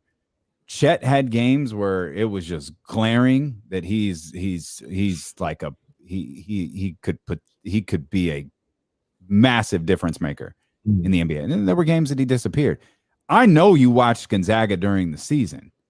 I feel like your original opinion on Chet formed during the regular, I don't want to say the regular season, NCAA tournament too. I feel like your original opinion on Chet formed while watching Gonzaga play games. Now we're shortening our time and we're watching these highlight packages, which pull up a player in YouTube, pull up their highlight package. You're going to feel very, very good about them when that 10 to 15 minute package is over. Yeah, for sure. I'll take it a step further though. I watched this game of Chet. It's the under-19 FIBA World Cup. And first of all, the kid that's supposed to come out next year from France, Wembanyama, I don't know how to say his name just yet. The broadcast was in French, so I didn't even listen to it with the sound up. He's nice. He's nice. Jaden Ivey was in this game. Box office. Jaden Ivey was box office. I'm not sure when this game was. I think it might have been the summer before college basketball started last year. Because there's people in the stands, but it's not full. It's almost like when the NBA first came back last year. They've got the big area for them to sit on the bench and stuff like that. I didn't check the date or whatever the case may be. But Chet's in that game as well. The game is lit. Like if anybody wants to check it out, like it's on YouTube. Under 19 FIBA World Championships. It's the finals of that World Cup. And they was going at it. Like they were hooping. And Chet was doing his thing. I think he finished with like 10 points, 5 rebounds. It wasn't like he was a killer. But I liked what I saw from him in that setting with some of the best young players in the world. Mm-hmm. And I don't know. I really believe that Chet is battle tested. I think people have been going at him and thinking that he was food, thinking that he was easy work for probably the last 5-6 years. He embraces it. He doesn't shy away from it. He expects it. And I think there's a part of me that believes that Chet, people think about Chet right now going into the NBA. Oh yeah, we're gonna go to work on him. Chet's ready for that. Yeah, I believe he's ready for that. So my one observation I had after, again, admittedly doing the same thing Kenny did. I didn't watch a full length game.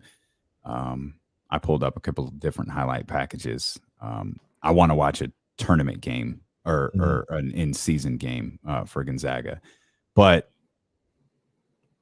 he's more physical than I think we're giving him credit for. I think we're taken aback a little bit by his frame, but you also try to take that in full context. He's physical in college, and that's great.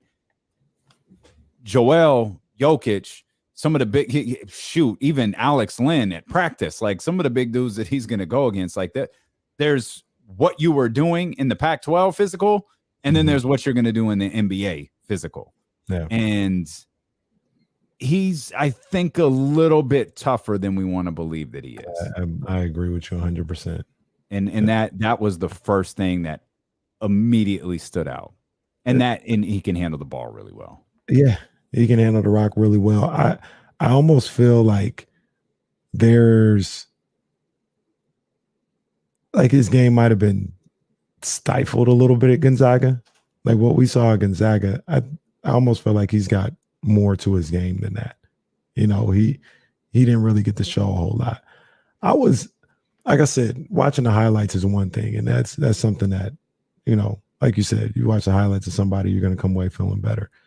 I'm telling you that FIBA under-19 game, that game was physical. It was intense. These boys was balling. They got another cat, Kenny Lofton Jr., not the one that everybody's talking about. This is a big dude. There's another Kenny Lofton Jr.? Yeah. And he also is not the son of Kenny Lofton? There's just Kenny Lofton Jr.'s running around all over the place, and none of them are related to the Kenny Lofton that we know. That is wild. That's insane. They're all like these 5-star athletes, but they're not related to the Kenny Lofton we know. Crazy. Yeah, I'm not sure what's up with that, but this poll question's wild. That game was popping. I'm bugging out on this poll question. If the Kings move up in the draft, who would you want them to take? 52% right now say Paolo Banchero. But it's going like it's going back and forth. It's going from Chet to Paolo to Chet. It's 50-50. Cast your vote. It's over on youtube.com. That's who I would go with. I would go. You'd go Paolo. I go Paolo, but I'm just saying, like I'm seeing this stuff from Chet, and I'm like really diving in. And to me, like one of the things that I looked at is like Gonzaga, his time there. I couldn't take a whole lot from that. Number one, because of the teams he was playing on a nightly basis. There wasn't a lot of NBA talent he was going up against. In the tournament, he had ups and downs, but also after looking at some of the things that he can do and the way that he can handle the ball, his shot making ability in some respects, what he can do, I don't think that he was, I'm not going to say used properly at Gonzaga because it worked for their team, but I didn't think it highlighted everything that he can do out there on the court. And I wonder if you get into the NBA, he's able to show more of what he has in the bag. But one of the things that I came away from after just seeing how he goes about things, the way, him in interviews, and he's not intimidated. He won't be intimidated. I don't think he'll be pushed around. I think he's game. Like he's ready to compete, and he's not fazed by anything. I think people have been going at him for the last 5, 6, 7, 8 years. He's used to it. He's ready for it. He's ready to get back. He thrives on it a little bit. I'm starting, rub my eyes a little bit. Now it's a little I kind of see where people are coming from. I really do. Is there a concern, and this, might be the case with bigs, period, but foul trouble, especially in what we think in the Kings scenario, we're asking him, we think, based on our conversation with James yesterday, where we kind of plotted this all out, would we ask him to move to the 4? So he's only slightly playing out of position, but it is a different defending style. And I think he fouled out of the last 2 games that he played. So, or came close to it. Yeah. So that's got to be somewhat of a concern, doesn't it? One you could probably correct, but still. It is. I think this sounds a little crazy. I think he'd be better. Like when he has to guard somebody one-on-one, I almost feel more comfortable with him out on the perimeter than I do inside. I feel like inside his size, he can get uprooted. Like somebody could bang into his chest, like you think of because he's so thin. Yeah. Versus being on the perimeter, he can move. Like he can move. Mm-hmm. Like he's not he is in fact not Sean Bradley. Like he can move around. Right. Like for instance, if he was last year going up against the Pacers and tried to guard Sabonis, like I think Sabonis would just muscle him inside. Like that would be a problem. But if Sabonis and Turner were out there at the same time and Turner was playing like the stretch four, I think that's a good matchup for Chet Holmgren. I think he can move with those guys. He can use the length of his arms when they try to shoot over him and when they try to attack the basket to still kind of distract the shot a little bit. So I don't know if that's how it's going to be in the NBA for him, but just kind of watching him in these games, I got a better sense of him being able to do things at the stretch four position than trying to guard fives. I think he'd get beat up by some people inside and get in foul trouble like you talked about.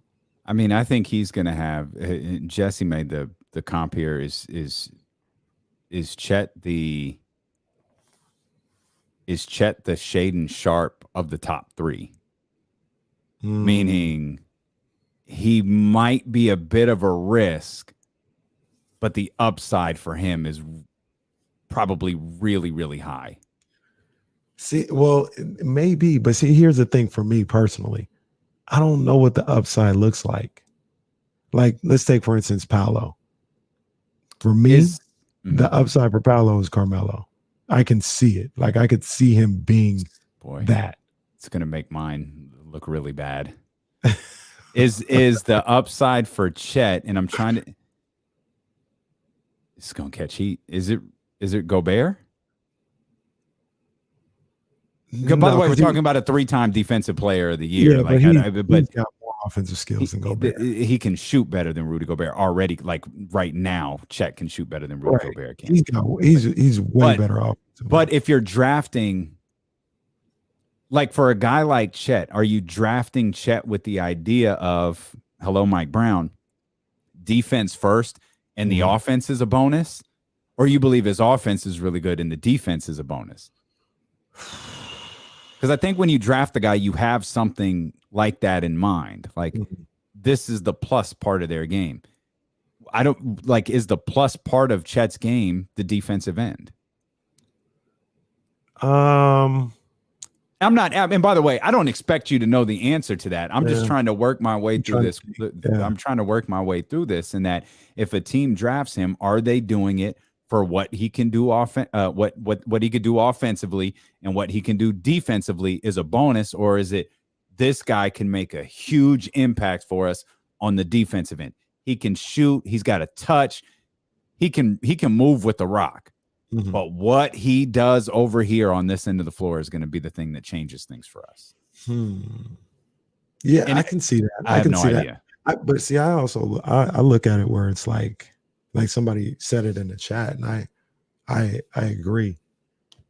I think Chet, maybe the comp for him is Porzingis, and we're talking about Porzingis skill wise, not just Porzingis he didn't work because he got hurt, because he got injured, not because he's not good.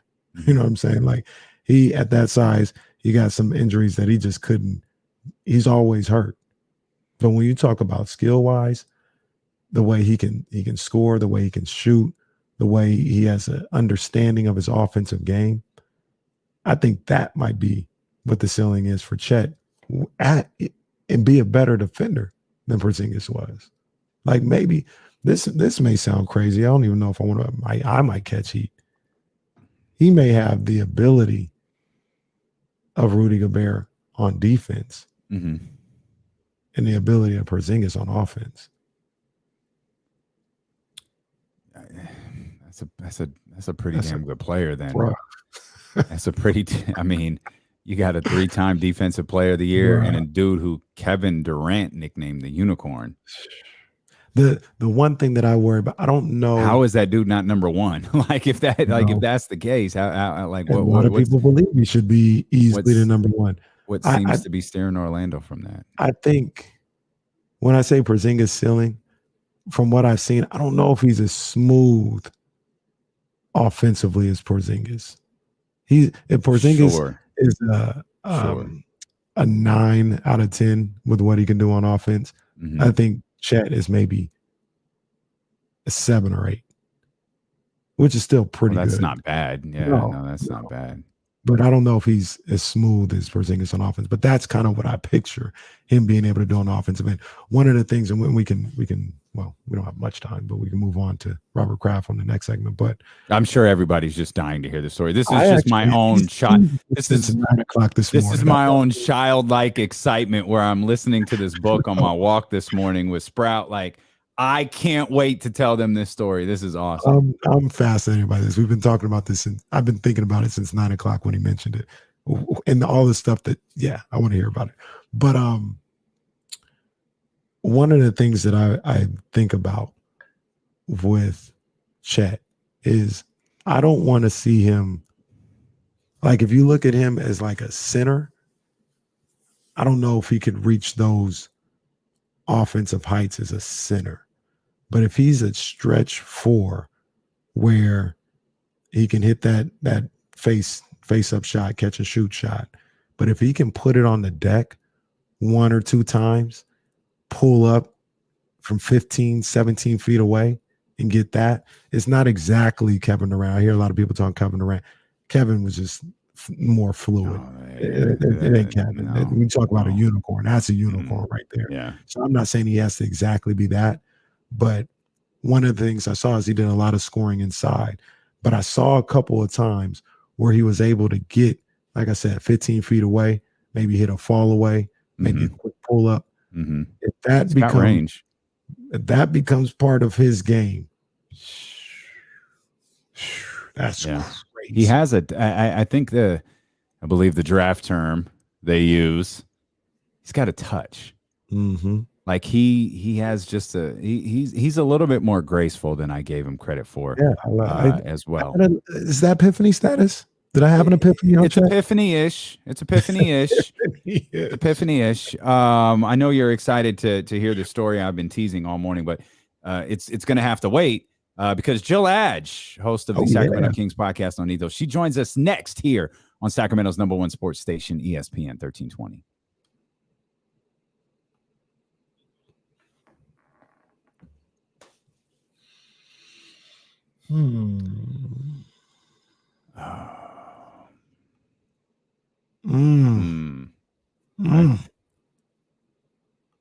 He has a lot of, I don't know what the word is. I don't want to use the word tools. He has a lot to work with.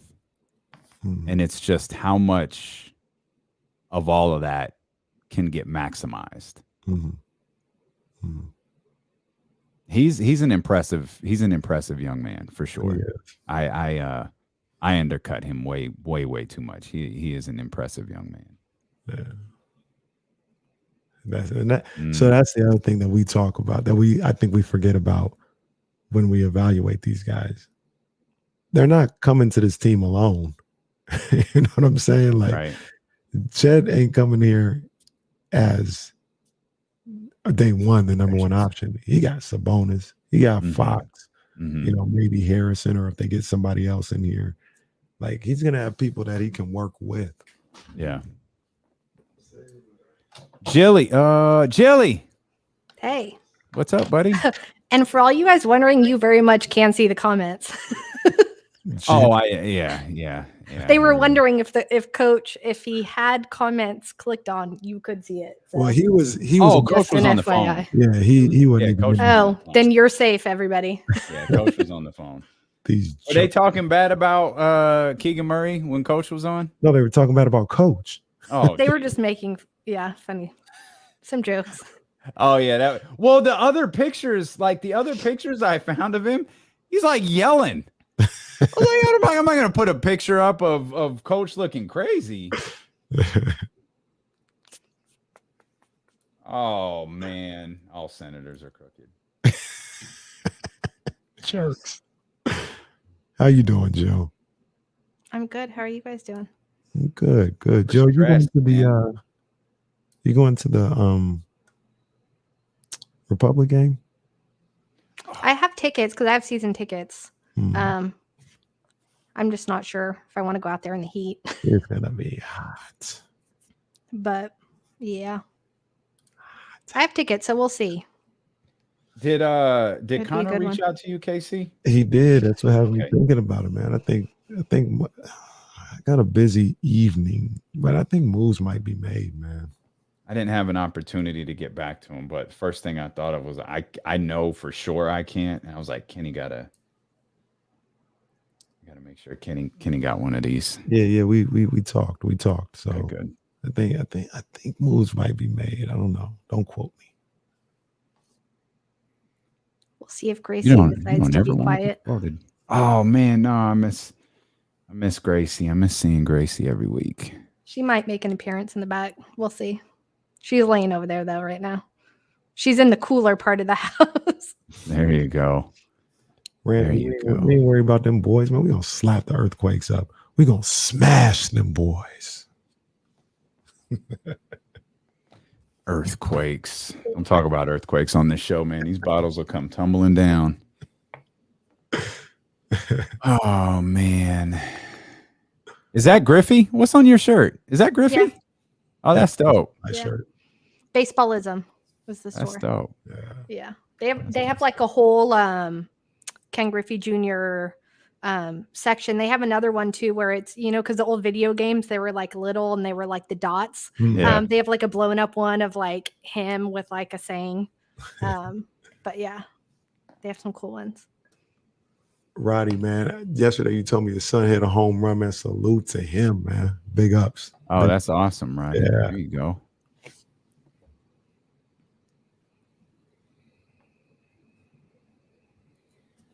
Oh man.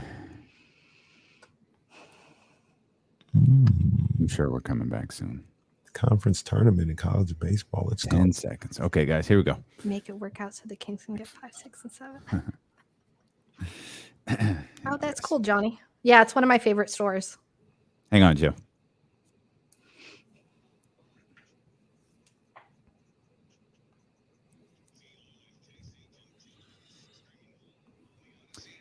Live on the Odyssey app, live on Twitch, YouTube, Facebook Live, live on ESPN 1320. Dealing with KC, brought to you by McQueen and the Violet Fog, the smoothest gin in the world, handcrafted in Brazil.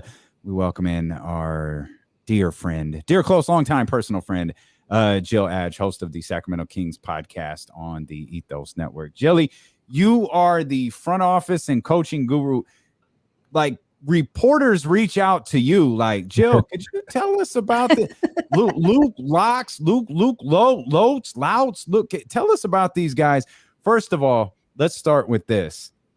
Mike Brown. Are you in on the Mike Brown hire? Are you like, I was in on it. I mean, if you listen to the podcast, I kind of lean more towards the younger ones, but I will say how when you look at Jordy Fernandez, for everyone that wanted the younger guy, like you got him as an associate and you have Mike as a head coach, where we were kind of thinking the opposite, that you might get the young head coach and the older assistant. It just swapped. So, I mean, either way, it's whoever is here, it's not going to be one person that turns this thing around. So I think they got a highly qualified guy, a well-respected guy.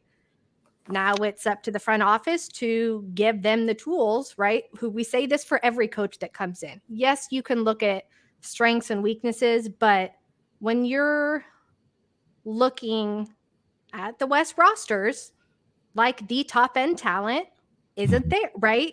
And then the bench talent isn't necessarily there. So they have to find a coach and then personnel together that can mix it all, as one. And so that's there's only been one coach that's been able to do that in the Sacramento era. So, yeah. I mean, you wouldn't think it would be that hard since everybody else, manages to figure out how to do it. Right. But as I told KC before, you know, when you have 17 draft picks and like 4 of them are still in the league, you know, that's a problem for a small market team. I mean, outside the coaches or anything else, you need players that can actually last in the league. So when you guys were talking about Keegan Murray, to me, I understand the safe thing, but to me, it's more so this guy's going to be around. He's not going to be out in 3 years, theoretically. Like, to me, that's more so when people mean safe in Sacramento, that it's, oh, this guy will actually last their rookie contract and not, you know, be overseas now. Right. No, I completely understand that. Mike Brown, and I know you've done a ton of research on him leading up to like him as a candidate and eventually getting selected. When you were looking through all the things that you were looking through, was there anything in there about, you know, his growth since the last time he was a head coach, and maybe some of the things he's learned at Golden State and some of the philosophies and the way to go about offense and defense that maybe he was looking to improve upon if he got another opportunity, which now he has with the Sacramento Kings? Yeah, I'll say one thing that doesn't get talked about is between his stint in that last Cleveland, you know, year and then going to the Warriors, he wasn't officially a part of the Spurs staff, but Greg Popovich had him around. Like, he was like a consultant there. And he thought about stopping coaching. And it was Steve Kerr that reached out to Popovich and said, hey, I'm thinking about Mike Brown. Luke Walton's gone. I need, you know, another lead assistant. What do you think? And Popovich said you would be, you know, stupid not to, essentially, in so many words, to hire this guy. And so Popovich went to Mike Brown and said, if Steve Kerr calls you, like, you take this and you go, you deserve to be in this game. Go learn what you have to, you know, like, go. I don't want to say learn, go grow, right? Go grow yourself, but you deserve to be here like anybody else. And I think we've seen that with the Warriors, right? Like, we've heard that he had parts of offense. We've heard that he had part of, you know, their defense, especially this season. And, you know, he worked with the analytics staff and had that whole number board for the whole Warriors team. And so everybody was designated a defensive number, and you knew every day if your number was rising, slipping, and the rest of the team knew. So there was some kind of accountability there in the sense that, you know, you were getting called out if you were not doing your job. And so I think being on a staff just of the guys that he was around in Golden State, I don't know how you wouldn't, you know, not grow. You see someone like Luke Laux, who said that as soon as he got that video intern job with the Warriors, Mike Brown took him under his wing. Like, we've heard that in Cleveland with Jordy Fernandez, and we now hear this with Luke, that he doesn't just kind of walk the walk as a coach. Very much what we liked about some of these younger guys, they believe in growing their own and developing internally. And so he did those kind of things with staff there. And so, I mean, it's the Warriors. They have a crazy amount of talent, but you can say he's maximized the talent. So, I mean, to me, he's done exactly what you could ask him to do. Now, coming to Sacramento, it's hard to know what any one philosophy, you know, that he's going to do. But it very much seems like, depending on the staff or the personnel he has, he believes in maximizing that and not it. He's got like what did they say? Like a 200 play, you know, playbook. It almost seems like he has something for everything. So it's not like, I have to pinhole you to this, and if it doesn't work, I don't care. We're going to keep doing it. Like, I can mix and match to find what works best for the group that I'm working with at that particular time. You mentioned, Joe, Jordy Fernandez, who I want to learn a little bit more about, but we've always been, and I think this goes back to Cleveland. I don't even think this is wrong. Like, Mike Brown is a defensive guy. Like, he's kind of a defensive first type guy. But he is hiring Jay Triano, who we've heard is an offensive first guy. Like what does Jay bring in here to the staff with Mike Brown? So for Jay Triano, so we talked about Mike probably having like an head coach on staff when we weren't sure who it was going to be. Well, that's Jay. A lot of people like to point to, obviously, he was an assistant in Toronto for a long time before he was put in charge of that group. He was an associate in Phoenix before he was the interim there. So he kind of had that kind of role of being the guy that kind of like an Alvin Gentry where you go up. But he was the head coach for the Canadian national team. And how that worked out was because of his relationship with Steve Nash. Steve Nash was like the GM essentially of the Canadian national team. And Jay actually recruited Steve when Steve was a college head coach. And so he had experience back then as well. He told Steve to not go to his school, but to go somewhere else because he knew that you would go succeed everywhere else. And Steve Nash said he never forgot that. Like that showed me who he was. You know, he wasn't selling him, you know, fake promises and all this stuff. It was, no, I love you, but I know you will go do something better over there. And so he worked his way through in the NBA. And then James Borrego, as a first-time head coach, said, I'm going to need someone, since I've never been a head coach before. There she is. There's Gracie. We knew Gracie would jump in. Has head coaching experience. And Gracie so normally doesn't start barking till Jill mentions Buddy Hield. Once Jill mentions Buddy Hield, then Gracie goes at it.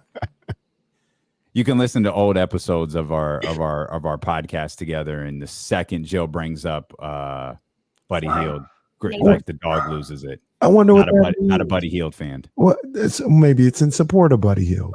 I don't think so. Never got that impression. So he hired someone who had head coaching experience, and James said that he relied on him a lot, like in everything. He was a sounding board, you know, that he would do. And something interesting about Jay is he was a longtime assistant of Terry Stotts in Portland. And there is, if you've listened to my podcast before, you know, I've mentioned another podcast called Basketball Immersion, and YouTube has these, you know, hour-long videos of coaches talking.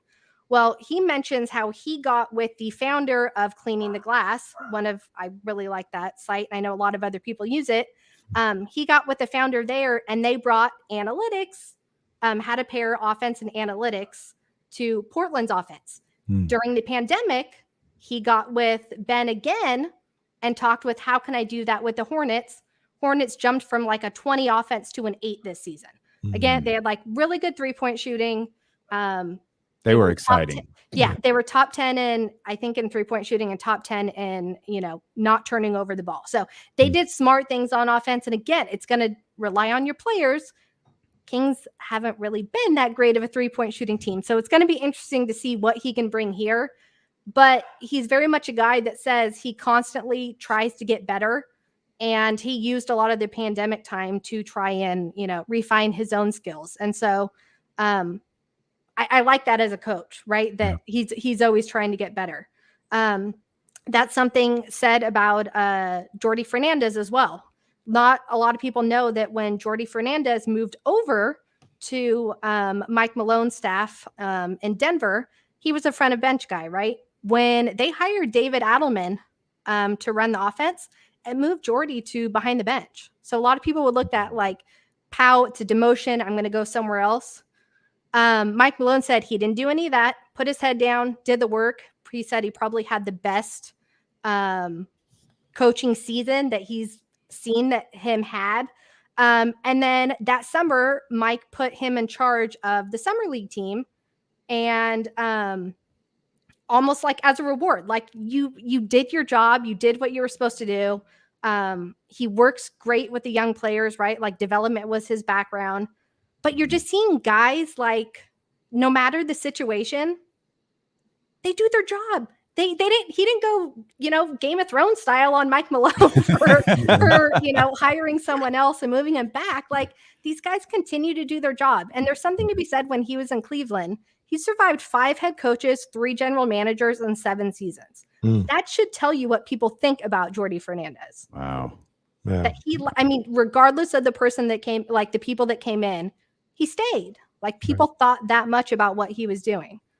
Yeah, for sure. You're listening to ESPN 1320, KIFM West Sacramento, KRXQ HD2 Sacramento, an Odyssey station, and driven by Lasher's Elk Grove Dodge. I'm Kenny Caraway, Damian Barling in the house, Jill Adge in the house. Coaching in Draft Guru, particularly second round of the Draft Guru. Jill, she really find them second round steals out there. She's on. This place never does. This place never does. One day we will find a second round pick that will last. So I wanted to shift to the draft a little bit. We all know, at 4, we want a heavy hitter, and even if we can get into back into the first round, I don't know if it'd be lottery, but 16, 17, 18, something like that, that would be great as well. Second round, like you mentioned, they continue to miss year and year on second round picks. And I want to get your take on who you like in the second round, but I want to throw one at you real quick and let me know what you think. A guy who has fallen, Jay-Z said it one time, you fell from top 10 and not mention at all. That's what this young man has done on a lot of draft boards, but I'm not ready to throw him out just yet. Patrick Baldwin Jr. Is, in some respects, he is a second round guy. And if the Kings were able to get him in the second round, a guy who was at one point looked at as a top 5 prospect coming out of high school, I'd roll the dice. I'd roll the dice in the second round on Patrick Baldwin. Yeah, I mean, and he's one where we, like you mentioned, we're kind of like Zaire Williams, right? Like, to me, I think better prospect there. But in that same sense where they were top 5 guys, had, you could say, the freshman season that struggled, even though Williams was more due to like off, the court stuff with pandemic and losing family members and things like that. But Baldwin, he was a kid, right? Duke offered him a scholarship his sophomore year, youngest that Duke's ever offered anybody. And he went to go play for his dad. He had some injuries last year. I don't know. I know people are talking about it now. He didn't test well. Okay. But in the second round, does he have the intangibles that you would look for? Like, I mean, can you make him into something of like that top 5 prospect that he was? Can you bring that back? Well, you just hired a bunch of developmental guys on your staff. So to me, if these guys can't develop someone, then I mean, I would be more surprised than not. But yeah, it's one of those things where it's fickle, right? Like, it's depending on who likes you any given day. If someone prefers metrics, if someone prefers the IQ of the game, if someone prefers just raw upside, it's depending on who you talk to. People prefer different things, and for that reason, they rank guys differently. And so I kind of like looking at big boards rather than rankings too, and seeing where guys kind of have guys fall on big boards rather than where they a perceived fit of where someone might be going. Because a lot of times you see guys who are projected, top 10 on a big board, but they're going 15 maybe because of a fit with somewhere else. And so this is cute. To think about. We're talking about second round picks. This is all cute. That's fine. Jill, who do you want it for? Join in our stress. I've already said this, that it's still a month away. Like, nope, need it now. I do not have a favorite. I don't. I've made that very clear that I don't. That I'm still. Who are you leaning towards? Who has got the Jill Adge eye? Who are you? You just giving that little look to, like, might be the one right there. Who is it? You've got someone I know. You've got a big board. Who is it? I mean, I still think Jaden Ivey is the best player available. I think that. Whether the Kings go that, I don't know. But his story to me is awesome. Like, his mom played pregnant with him her whole rookie season in the WNBA. Like, this, he was literally playing basketball for any of these kids.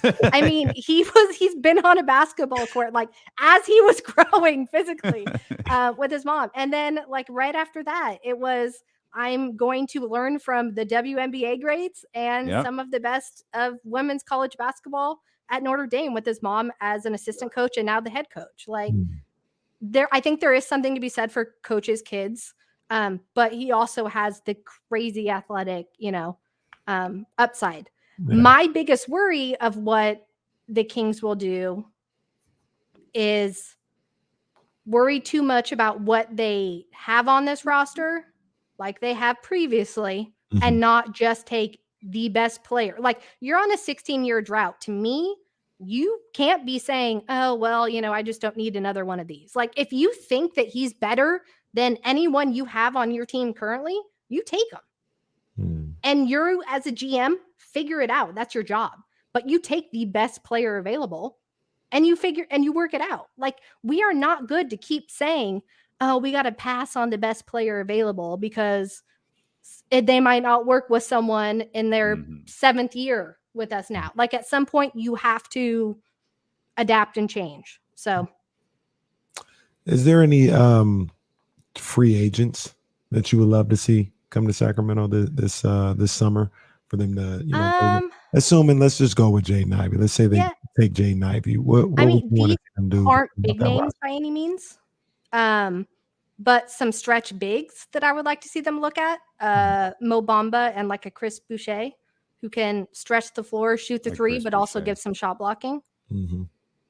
I like Chris Boucher. They're not, like the flashy names, but I feel like he eviscerated the Kings a couple of times he this destroyed year. the Kings. I think a number of different times. I think there's probably a long list of people who. But I think those are guys you could probably get on friendly deals. I mean, they're restricted free agents. And I think they'll have other suitors, but defense and threes. Yeah. I'm this team doesn't have. I'm with James Ham on this one. I'm all in on the Martin twins. I need one or both of those guys here in Sacramento. Yeah. Give me the Martin twins. Yeah. And back to your point of the second round, can we try and draft a wing? Can we try and draft a wing and develop them? Like, I know we have this huge aversion to wings too, but if you're not going to do it in the first, there are lots of wings in this draft. Yeah. So that's Jill Adge. She hosts the Sacramento Kings podcast on the Ethos Podcast Network. Jilly, you are the absolute best. Thanks for joining us. Give Gracie our love. Tell Gracie we're sorry her time on the show got cut short today. Say we're sorry for bringing up Buddy Hield. Yeah, tell Gracie we love her. Thanks, Jilly. That's Jill Adge, the host of the Sacramento Kings podcast on the Ethos Podcast Network. She does an absolutely tremendous job. We started our work over there together on that podcast network when Vlade was outed and the search for the general manager search started, and dude, she just shined in that. She had her own podcast going. We got together and did this one, and she has done the same thing with general manager searches with coaches. Yeah, and she's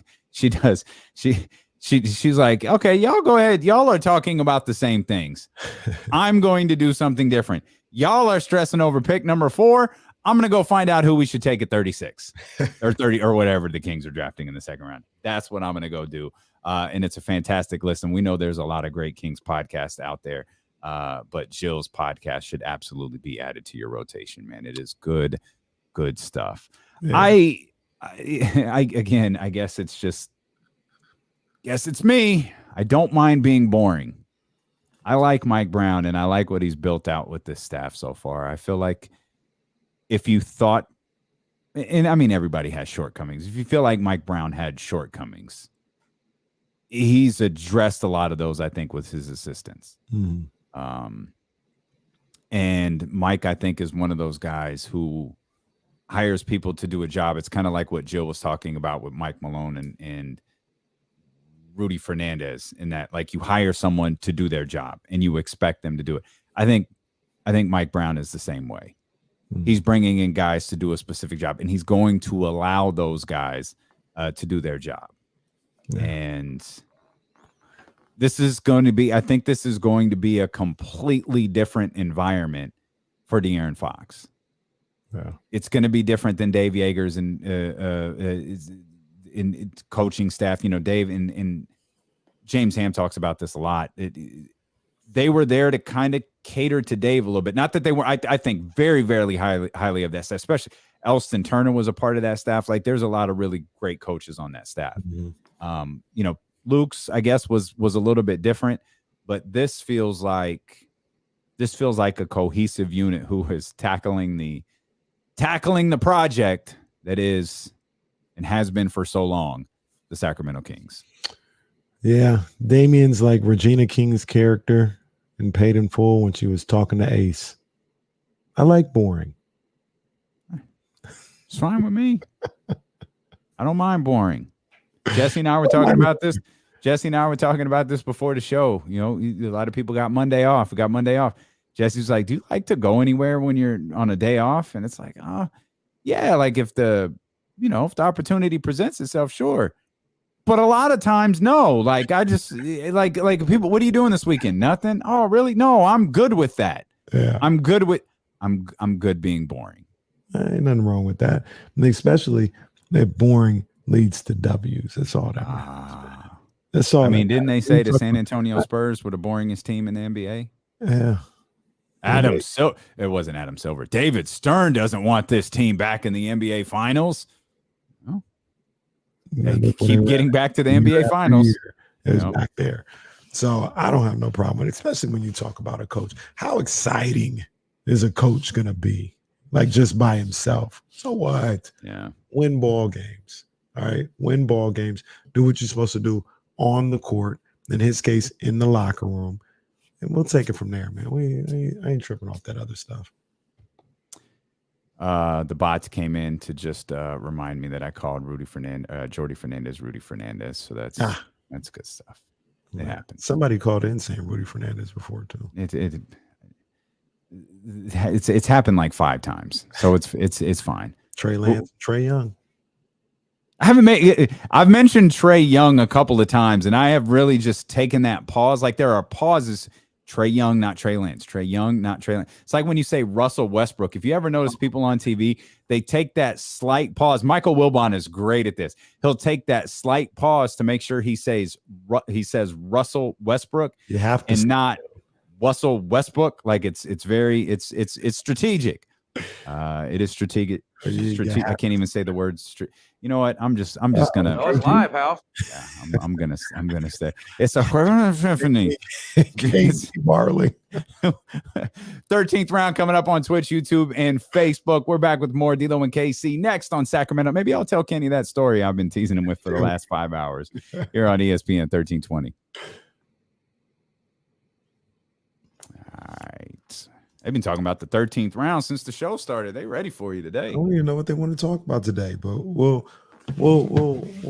talk to the people real quick. Ask me before I start this clock. Ask me what you want to know in boxing.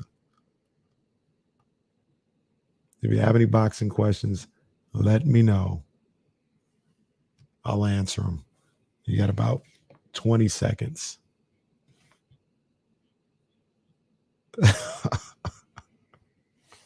Welcome to the 13th round with your man Kitty Caraway. Shout out to my people over Meister Watches. Big ups to Ryan and the whole crew. Jesse just asked me if I had my choice to knock out one guy, who would it be, Ryan Garcia or Oscar De La Hoya? It would be Oscar by far. Ryan doesn't bother me as much as he bothers Jesse and other people. He's whatever. Like, he's inconsequential. It's whatever. Oscar's a problem. Oscar does bother me. He's just a flat out problem. He's one of the worst things we have in boxing right now. One of the worst people we have in boxing. Not that he's like this evil person, but when you talk about the business of boxing, he always lying. He's always making sure things don't get done. So it would be Oscar. What else we got here? What else people are asking here?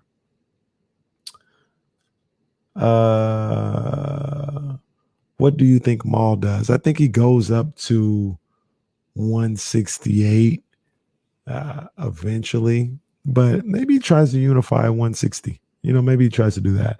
It'll coincide with whatever Mel does. If Mel goes up, Maul's going up to 168. If Mel stays for a little bit, I think Maul stays and maybe tries to be undisputed at 160 or something like that, since that's a big deal. I would like to see, it's a joke, but I'd like to see Maul go up against Boo Boo Andre. That'd be a dope fight, but I don't think they ever given him that payday. They got real heat.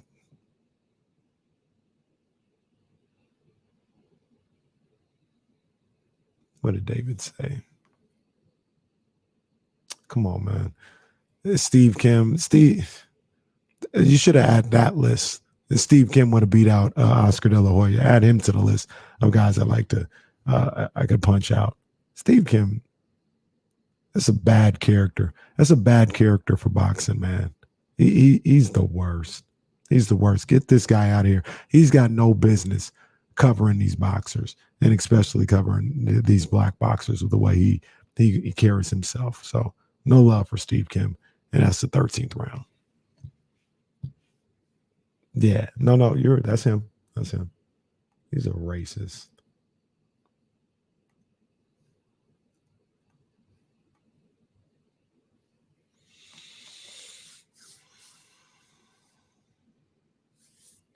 Why are no championship fights on national TV any longer?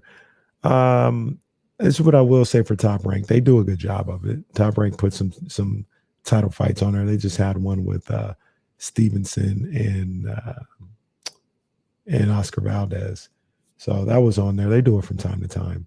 But the biggest fights are always going to be on pay-per-view just because that's how you make your money. Until the ad space and the companies spend enough money on ads for it to be profitable for them to have it on the regular TV, it won't change. And that sucks, but it won't change.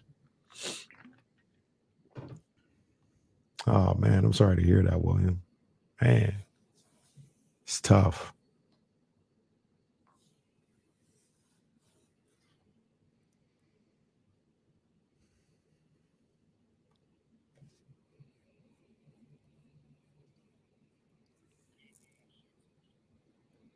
Nice.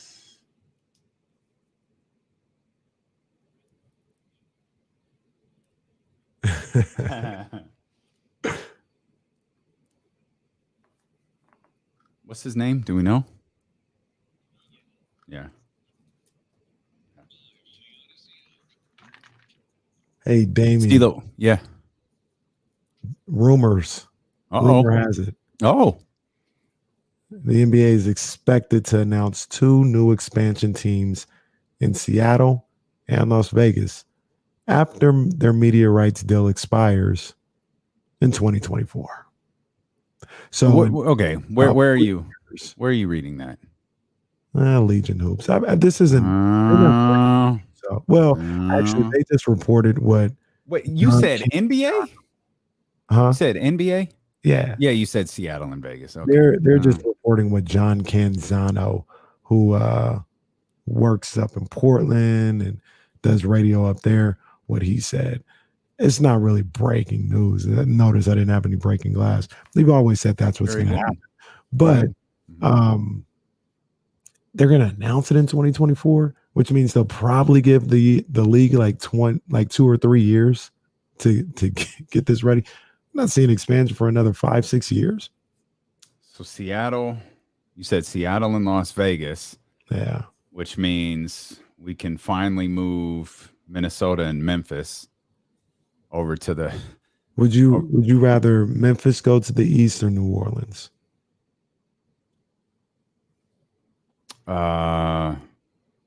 Sure. Matter It doesn't matter. New Orleans and you're better at states. Tennessee is right on the. Where's Louisiana at? Louisiana is more right over each other almost. Really? Louisiana might be a little more west, maybe a little bit. It's got to be. Yeah, it's got to be west because it's not that far west. Georgia under Tennessee. Georgia, and then Florida. I think so. I feel like Mississippi's right over Georgia, but I could be wrong. No, I think it's next to Georgia. Actually, it's not over. Yeah, Mississippi is next to Georgia. This is all off the top of my head. But in that particular case, Minnesota is the westernmost team. Yeah, I guess so. Memphis and New Orleans. I guess so. That's a beast of a flight, though. That's a tough. Which one? Minnesota? Yeah. Yeah. I did it once. I don't remember. I feel like we went straight. No, yeah, I mean, it like I forget, like flying to Chicago, like it's easy to get a direct flight to Chicago. I forget sometimes how long that flight is. That is like a 5-hour. That is a long ass flight. That's a long flight to Chicago. Why is it so long? It's like it's a 4+. It's somewhere around 4 or 5 hours to Chicago. Why is it so long? Over and up, I guess. I don't know. It's a long ass flight though. It's like 5.5 to get to Maryland, maybe 6. Yeah, that's right. It is. It is. You get a direct flight. Well, that's 2 there. Sometimes you can get coming back faster. Yeah. Right? Yeah. You could get back. Yeah. Or is it the other way around? We sound like some back time. There you go. Yeah. Trying to ignore all these breaking news reports that are coming in here. Let's try to take our mind off of that and talk about something fun. I'm listening to this book called Glory Days. This book is phenomenal, right? This book it's about like it's about the summer. It's basically about the summer of 1984, and it lays out all of these different events that had massive ramifications on pop culture, like to this day. And like summer of 1984, you've got the 1984 Olympics, and LA, right? Yeah, LA. You got Jordan, you got Carl Lewis, but you got Michael Jordan. You got Michael Jordan coming out of North Carolina, headed to Chicago. So what do you got in there? You got Michael Jordan working on his shoe deal, and it talks about how he wanted Adidas at all costs, how Nike pitched him, how they won him over, how building the brand for around Jordan is really what sold him. And there's different things on movies, like they tie the Olympics and the guy who was kind of the head of kind of the Los Angeles Olympic Committee and what he did with all of the excess money that LA made. And I'm like, how are they going to tie? They're spending a lot of time on the Olympics. How are they going to tie this into today? Well, some of the basketball programs that they created, Russell Westbrook came out of them. Like there's a bunch of stars of today that came out of those programs that were formed with the money that came out of the 1984 Olympics. Yeah. And he makes these connections with movies, like the Karate Kid came out in 84. I guess there's an interview somewhere where Dana White says MMA probably doesn't exist if it wasn't for the Karate Kid. And he lays out how all of these different things happened based off the popularity of the Karate Kid when it came out in 1984. He talks about the emergence of MTV and cable television, all of these different things, how MTV really caught fire after Cyndi Lauper ran into Captain Lou Albano, sat next to Captain Lou Albano on a flight one day.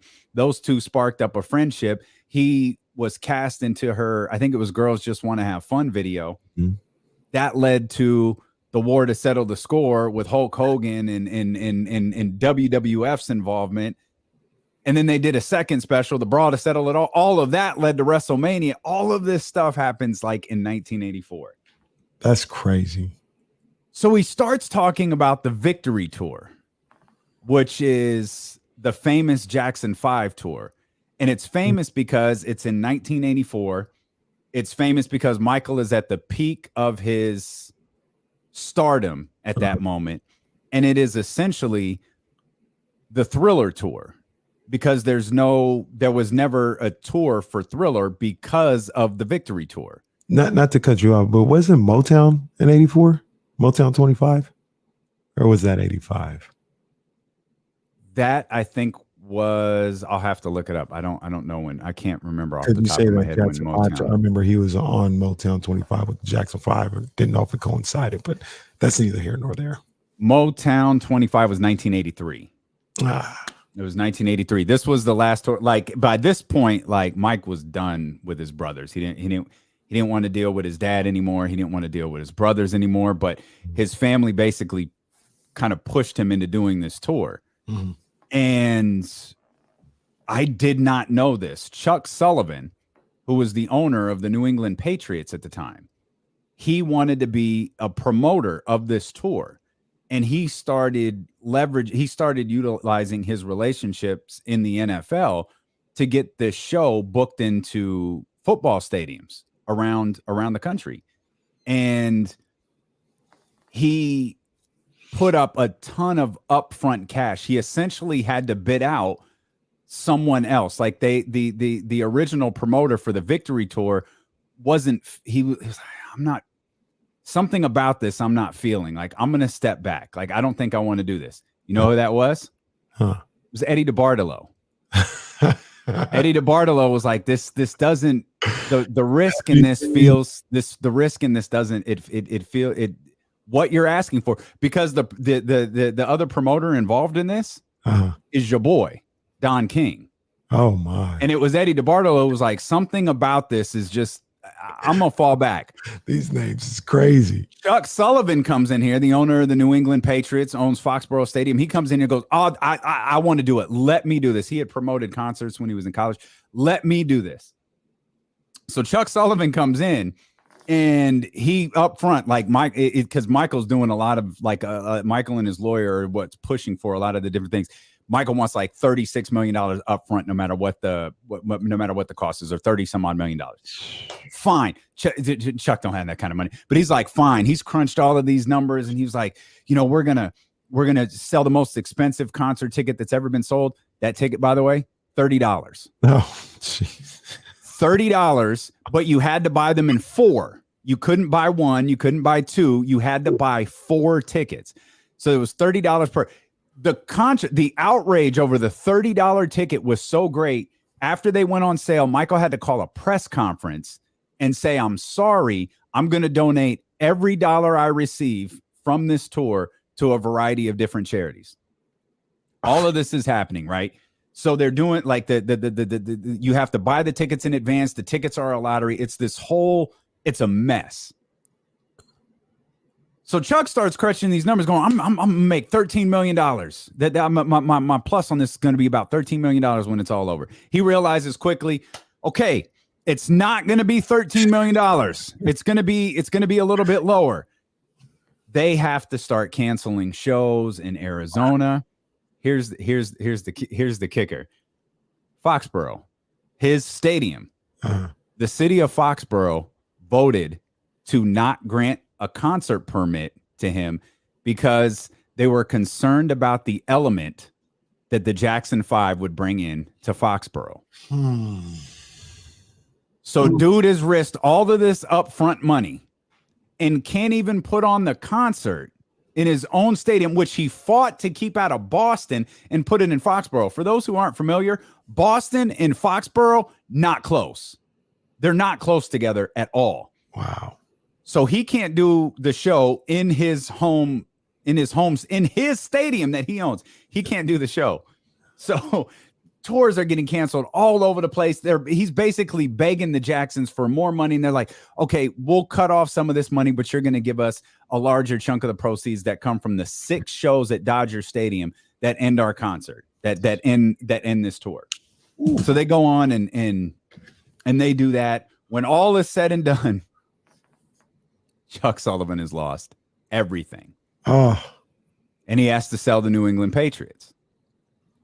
So he Robert Kraft comes in here, who's like he's just now kind of getting his feet wet. He's kind of sliding in here like, all right, I'm gonna get in here. I don't think I quite have the cachet to make I can't get my hands on the New England Patriots. Mm-hmm. Like I'm trying to make my move in there. I'm trying to get in the circle. I can't, but I'll tell you what I'll do. I'm gonna buy Foxborough Stadium. So he buys Foxborough Stadium. The Patriots sell to another owner, Victor something. I can't remember his name. He like cashes out, like he's out of it like quick, and it sells to another owner. Meanwhile, Robert Kraft still owns Foxborough Stadium, and he's put like these brutal lease demands into Foxborough to where anyone tries to sell the Patriots, that new owner has to negotiate the terms with Robert Kraft, and the terms for those tickets were very friendly to Robert Kraft. Yeah. So this guy finally goes, I'm out. I don't want it, and sells it to Robert Kraft. If you search interviews of Robert Kraft in his office, you'll see a giant victory poster in behind him from the tour victory. Right. The reason it's there is because he'll say Michael Jackson is directly responsible for him owning the New England Patriots. Wow. I thought that story was phenomenal. I was like, this is he's awesome. Correct. He's correct. Like, obviously, if that tour goes in a different way, successfully, I should say, the Patriots are never sold, probably. But right. No, because this dude is wealthier now. Yeah, and I told you about all of the how he ties all of this stuff that happens. One of the things they were doing to try to make money in this tour was sell ads. They were trying to find a corporate sponsor. Mm-hmm. The Jacksons were working with Quaker Oats. They were going to launch a massive partnership with Quaker Oats. Your boy comes rolling in. Don King says, "No, we're not. I've already agreed to a deal with Pepsi. We're going to do this deal with Pepsi." And the Jacksons are looking at it like, "What do you? No, we're not. This is less money than we're getting from Quaker Oats. We're not doing this deal with Pepsi." Don's like, "It's too late. I already sold it. You are doing it with Pepsi." And part of that is Michael has to do 2 commercials for Pepsi. Oh, boy.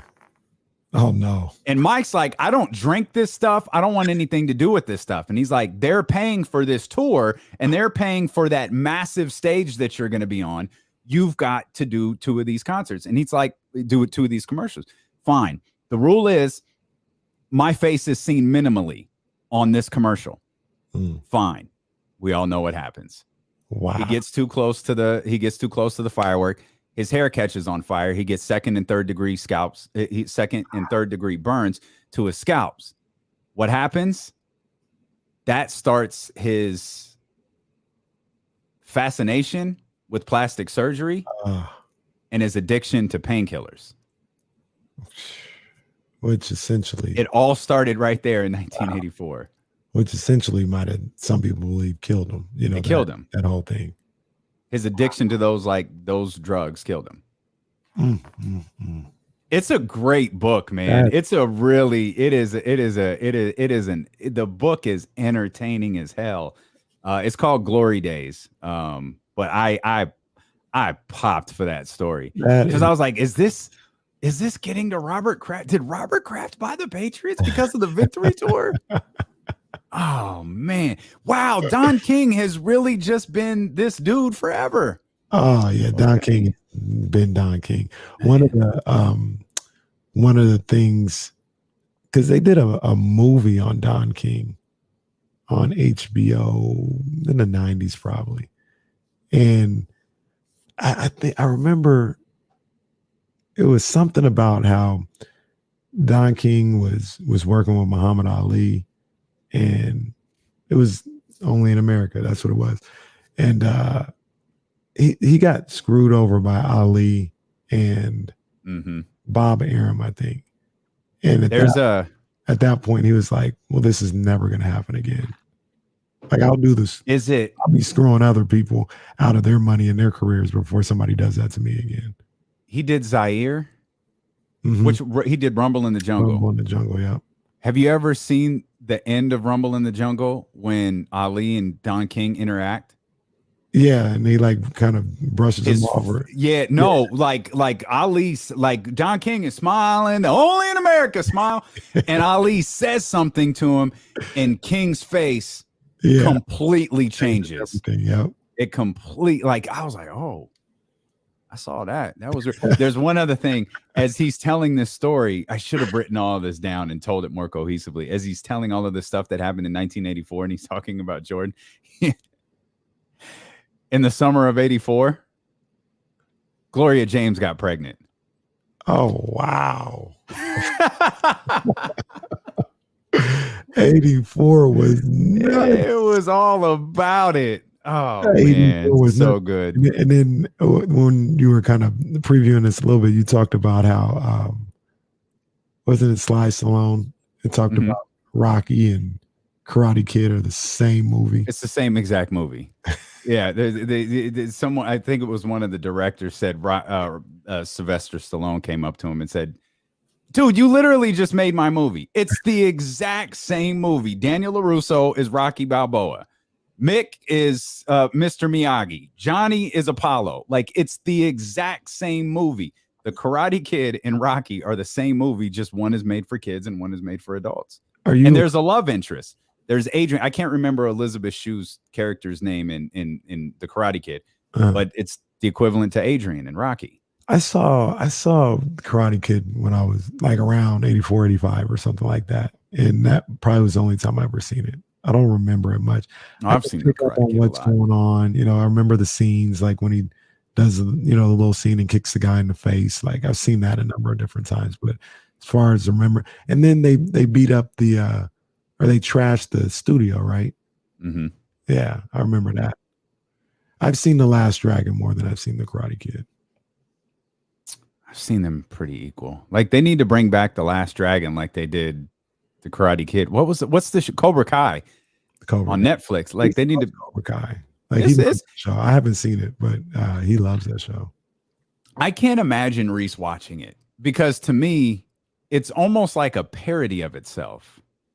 It's like it's an obvious nod, like Johnny Lawrence is stuck in the 80s. Like he still listens to 80s music and Twisted Sister and all of the things that you get out of, the Karate Kid movie. And it's those nods to that movie that make it funny to me. I can't imagine Reese watching it thinking that was nothing. Like he doesn't get any of that stuff, but he found it on Netflix. And he's like, what's this? And I think Jazz might have been like, yeah, it's a good show. Like you don't need to watch the other stuff to get it. Like the story is told within that show. Yeah. I just appreciate all the nods to. They absolutely need to put the new Last Dragon in though. Oh, that's a must. In my head, you could put Sweetie in there as the vanity character. Oh, easily. Yeah, that's the first person that popped in my head as a vanity character. But Sweetie there. I don't know who would play Leroy, Bruce Leroy. Shonuff. Who would play Shonuff? We need to cast this thing out. Nick Cannon. Nick Cannon's getting the role of Shonuff. He gets the role of everything. He's getting the role of Shonuff for sure. They need to make that happen. It's time. So in the original Karate Kid, did he cheat to win? Yes. You can absolutely not do what they did at the end of the Karate Kid. How did he cheat? Well, I don't think you could do that type of kick in a karate tournament. He kicks him in the face. Yeah, that's another part of this book where he's like, there was this massive boom. There were what did he call them? Strip mall dojos. Everybody opened a dojo, and then people would sign up for it and realize, oh, you don't really fight. Like you don't just like go into these things and start fighting each other. Like, no, that's not really how this works. And the way these companies, which shows you what such a fraud some of this stuff could be, the way these companies would try to attract new clients is, we'll fast track you to a black belt. You don't need to wait 4 years. You don't know we need to wait 5 years. You could get your black belt here in 2 years. Like, all right. Is this confirmed? Confirmed? This would be crazy. Williams says Purple Rain was in 84. Wow. That sounds right. He hasn't. I think I have 1984. Wow. 1984. Man, oh man. July 27th it came out. Right. Speaking of Rocky, though, there's a concert clip that you could find of Prince, James Brown, and Michael Jackson. Prince go crazy on that. Yeah. Prince go crazy. Yeah. Yeah. Yeah. Oh, there you go, Marcus. Mike, just throw him in everything. Michael B. Jordan is Bruce Leroy. It works. It works. Somebody, I think it was Joe Budden. He made the joke, and he likes Michael B. Jordan, but he's like, guy doesn't ever say anything in any movie. Doesn't say anything. He says like one line at a time.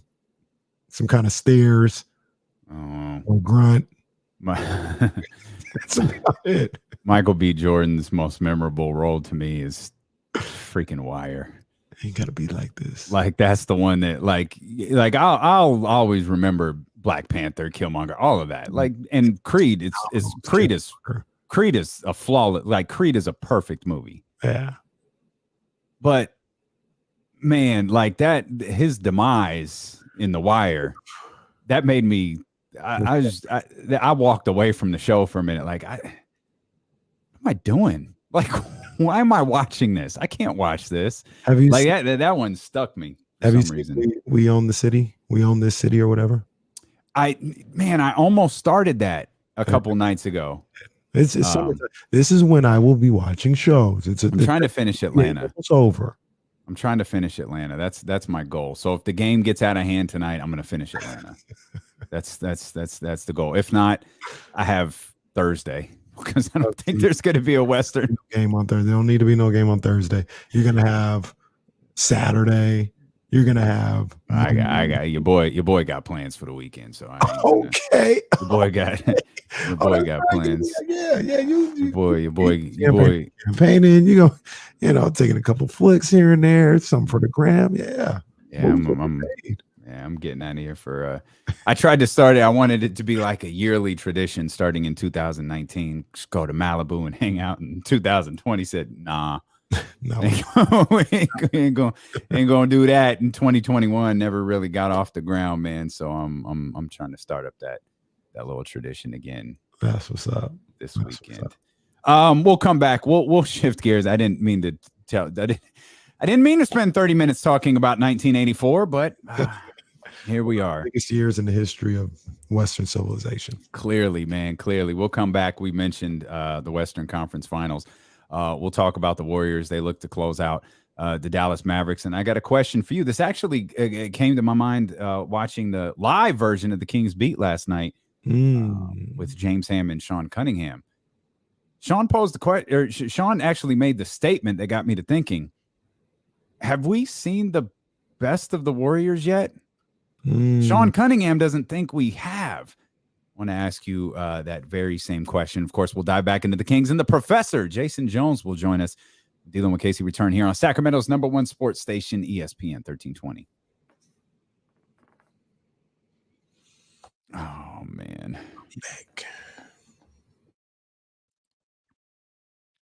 Everybody leaving me. All right. It's just us. Yeah. I'm on. This is an interesting season, man. This is an interesting season for sure. Yeah, it don't happen often. It don't happen often. Brutal, bro. Absolutely brutal. Absolutely brutal. Again, man, doesn't happen often. Right. That'd be such a waste. Such a waste. Oh, man. Crush Groove.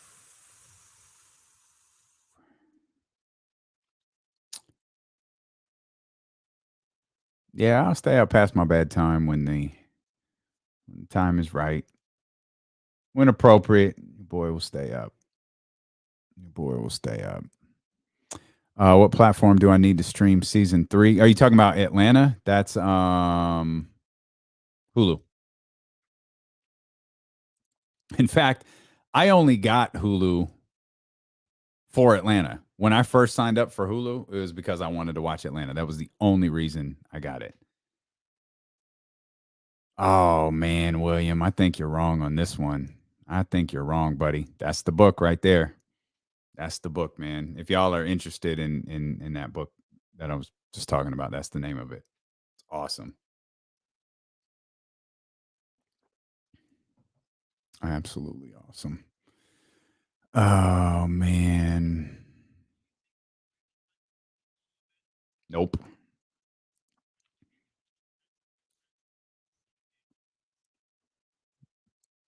Did they go 7 games? No, I think it went 6. I think it was 6. I don't think it went 7. Maybe it did. No, I don't think they're fool's gold. I don't think they're gonna run through anyone like Boston or Miami, but I don't think they're fool's gold. I do. I like holding a book and reading it, but I don't do that anymore. Like I stopped doing that and I started buying them on my iPad and realized I actually don't like that feel. And because I'm usually, I'm walking Sprout. Usually for like an hour in the morning. I just listen to a book. I don't listen to music a lot either. Like, I just prefer to listen to a book or like podcast. You know, I try to catch up on everybody's podcast. So 6, okay. I liked Murray. I liked Murray out of the gate. Well, I don't want to say out of the gate. I liked Murray after I dove into him a little bit. Like I would not be upset if they drafted Keegan Murray. I would not. I don't think I'd be upset at any draft pick, at least as long as it's one of the ones that we're talking about.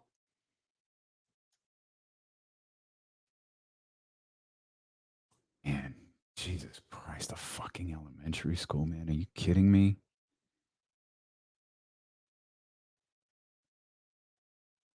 Jesus Christ, man.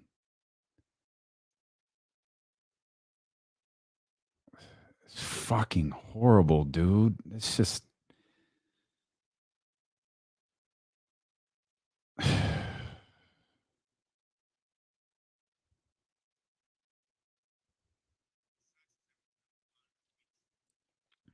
Dude, it isn't even going to be 2 weeks. Everybody's going to move on in 2 days.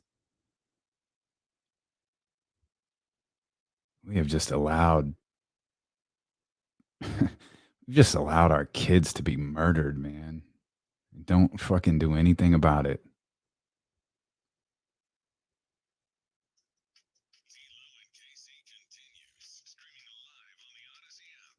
And this news out of Texas. This is just brutal. I know that's not what you tune in here for. Man, this is just so disgusting to read. Again, jeez.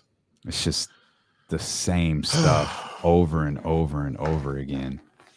It's heartbreaking and disheartening, man. Jesse said it. Jesse said it. You know, world's going to move on in 2 days.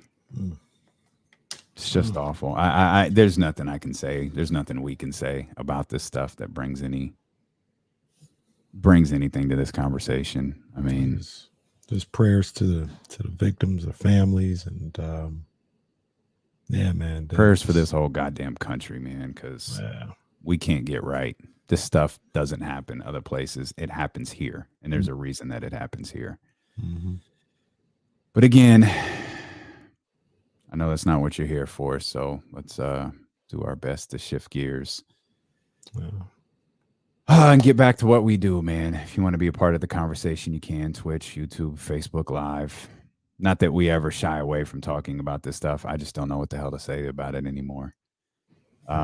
Twitch, YouTube, Facebook Live. Many of you are already talking about it. You can get in on the phone lines if you want to. 916-349-1320. The professor, Jason Jones of The Athletics, going to be with us coming up about 30 minutes from now. Got a couple of questions for you here. Let's go. Golden State Warriors, Dallas Mavericks tonight. Obviously, we're both of the belief that the Warriors are going to close out the Mavericks. Part of the reason for this, like I'm really leaning heavily on the Warriors closing things out tonight is I don't remember if it was Game 5 or Game 6. Were the Warriors up? Jesse, I know you just looked at this. Were the Warriors up 3-1 against Memphis? Yeah. Okay. So and then Memphis won Game 5. Warriors wound up winning Game 6. I think it was Game 5, but it could have been Game 6. I think it was Game 5. I remember the Warriors had a rough first quarter. Steve Kerr did that interview, between quarters, and what's off here. And Steve Kerr was like, "We're trying to win the game right now. Mm-hmm. We're trying to put them away right now instead of just playing 48 minutes of basketball." And I have to believe Steve Kerr is going to remind them of that remark. I think Steve Kerr is going to remind them of that moment tonight. Yeah. You can't put this team away in the first quarter. You can put them away when the clock expires, but you can't put them away in the first quarter. Yeah, and I think they're going to have a big emphasis on the defensive end tonight. They're going to look to suffocate Dallas and make Luka's life hard for him to take over a game or lead them. They're still going to make, the Bullocks and the Finney Smiths and Bertons and Glebers. They're just going to make them think. One of the things that was talked about a little bit is how them going to a zone, even though Dallas likes to shoot the ball, it's just a different vibe, because a lot of the stuff Dallas was doing is penetrate and kick, right? So you penetrate to the basket, they collapse, Rudy Gobert, somebody collapsed, you hit them in the corner. Well, now, even though you're getting these open shots in the zone to shoot the three, they're coming in a different way. It's not really penetrate and kick no more, because there's somebody just always waiting for you in these gaps. So I forgot who mentioned it, but it was just interesting to see that they're just coming in different.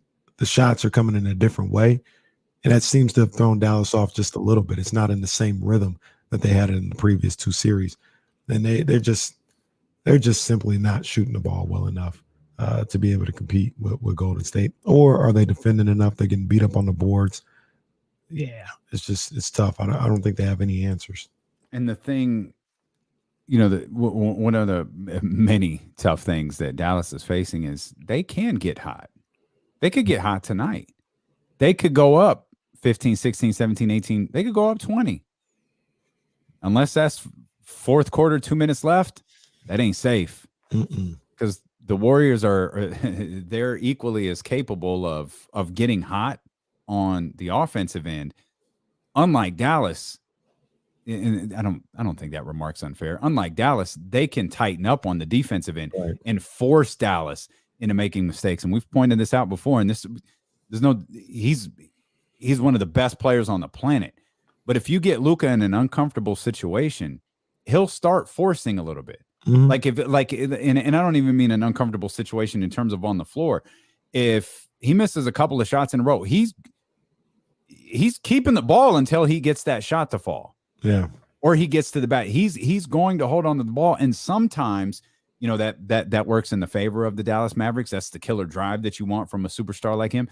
A lot of times, especially when you're going against a talented defensive team, it has the opposite effect. Yeah. It's a disadvantage for that team.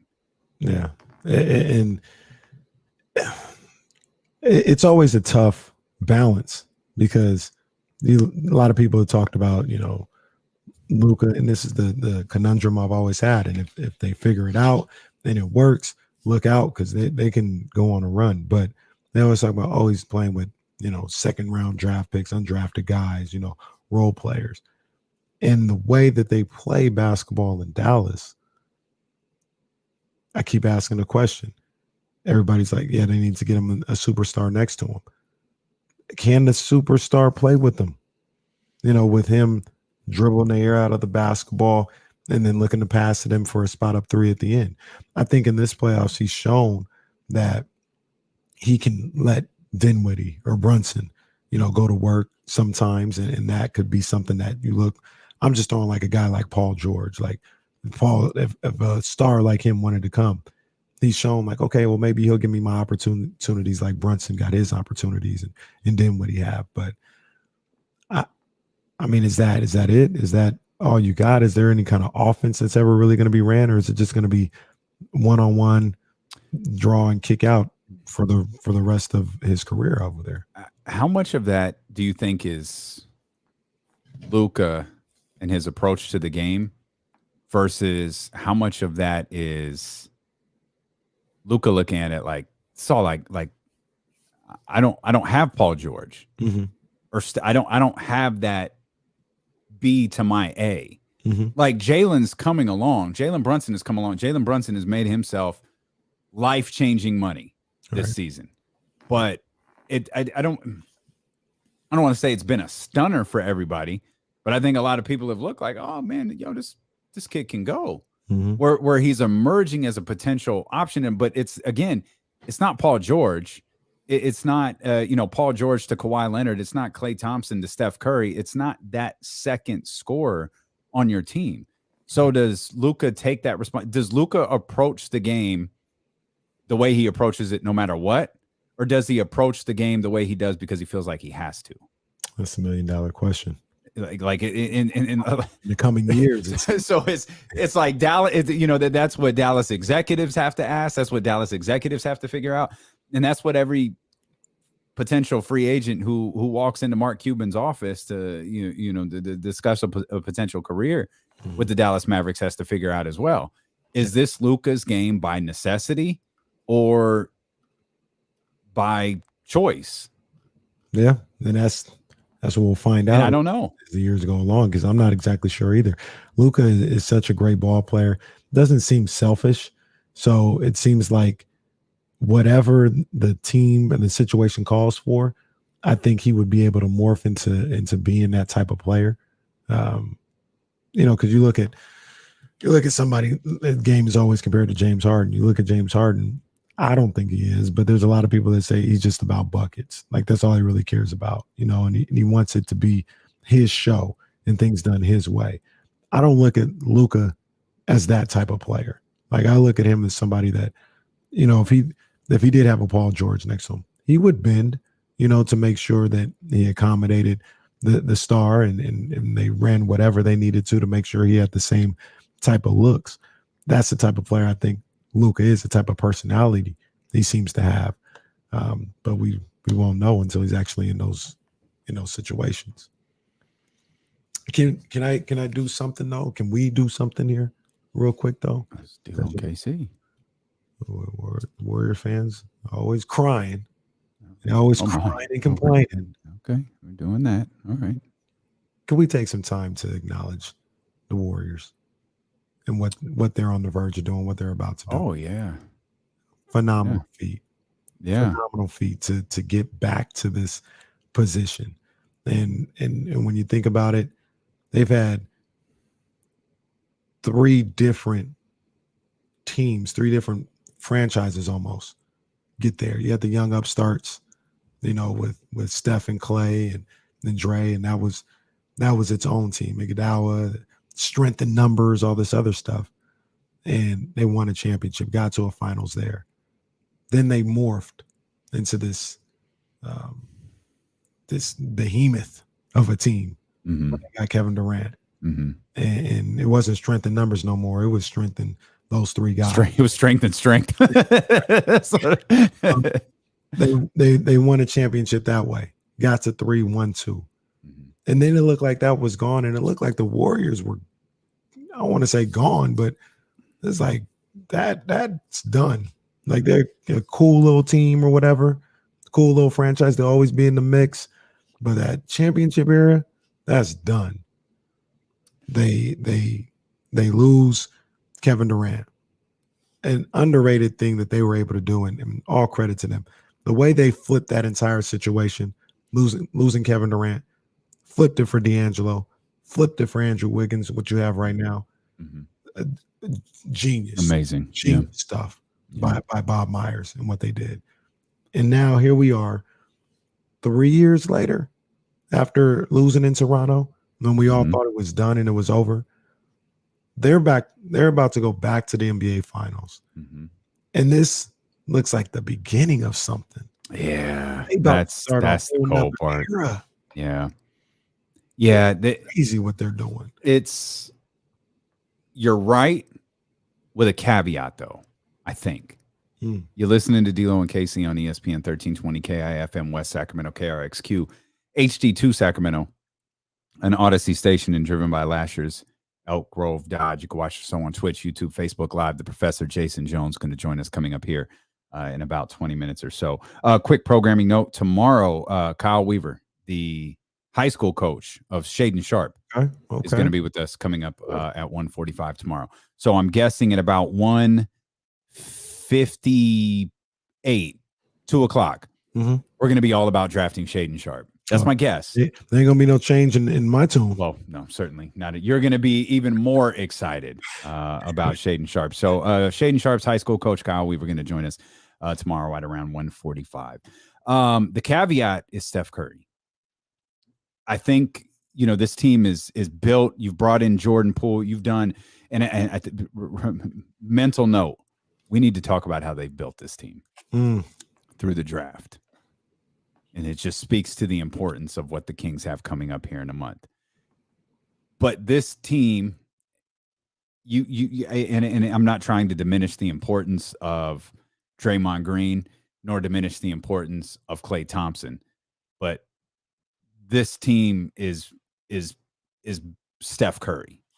Come on, man. And if Steph is this version of Steph with this cast that he has, and even if Draymond drops down another 2 notches, and even if Klay, drops down another notch, if Steph is still this version of Steph Curry and you've got this roster of players around him, that's the beginning of the next era.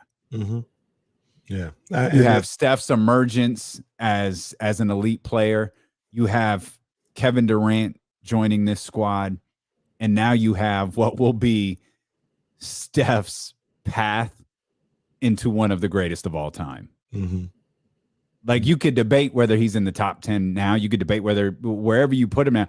Steph is walking into a category where there's no debate about where he's at. Like, you could put 1, 2, 3, but you'd look foolish if Steph isn't listed at a certain number at a certain point. And that's what Steph is walking into right now. Steph Curry on my list that broke out around the All-Star break. Top 10 player of all time. I think that was your Larry Bird sucks list. I'll see. I think that was Jesse. Was that it? I thought it was. Maybe not. Man, I swear. Oh, did Larry make the list? I didn't even think he made the list. I don't think Larry Bird made the list. I think I don't think Larry Joe. But I thought you took him out. Well, we had to be perfectly clear. I mean, he's not going to be there forever. Because there's a guy in Milwaukee that's probably going to take that spot. Yeah, Larry at 10. Larry's at 10. Oh, who? Okay, but where was Steph? 9? Where was Steph? Oh, Steph was at 8. Who was 9? Steph was 8. Kevin Durant was 9. Larry Bird was 10. Kevin Durant. That's a name that I think might not finish in that list. Kevin Durant finished in the top 10. You think so? Yeah. He's okay. Well, Larry Bird's going to drop out first. So you're going to need 2 guys. That's on your I hate Larry Bird list. Well, I don't hate Larry Bird. I think you do. Larry just wants the Magic Johnson trophy, and he that's all he wants. Larry was a cold dude. Larry was a cold boy. Some of the things that he would do out there. Ooh. I think Larry would be like our favorite player if he was around today. Just because because of the way he talks, and you hear all of these stories about him, and you wouldn't be able to hide it as much in 2022 as you did back in 1984. Yeah. No, it'd be very public what a trash talker Larry Bird was. I know how I am, and I'd probably not like Larry for the first few years of his career.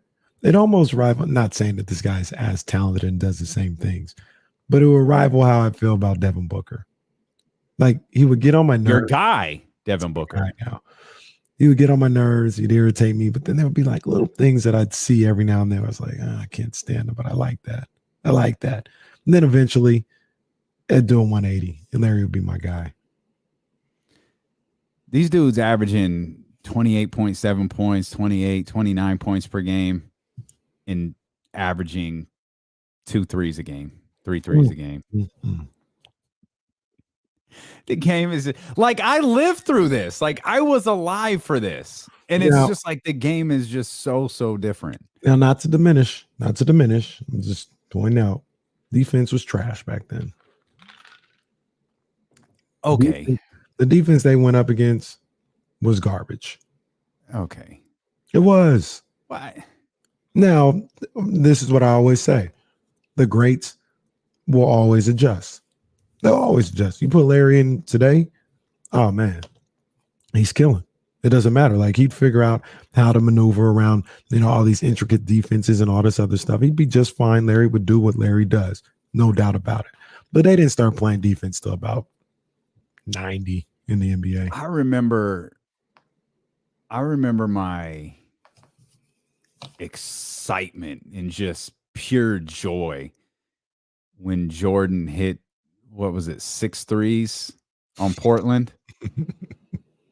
Did you see that look? He looked at you as if he can't believe it. Oh, I remember. What game is it? It's Michael Jordan's game. Oh, I remember that moment, like it was everything. Sitting in the living room, and I was like, "Yo, Grandma, he might go for 100 tonight." He had that look in his eye. Kyle Korver will hit 6 threes in a half, like it's like that. Hitting 6 threes now it's Tuesday. Mm-hmm. It's nothing. Like it's such a.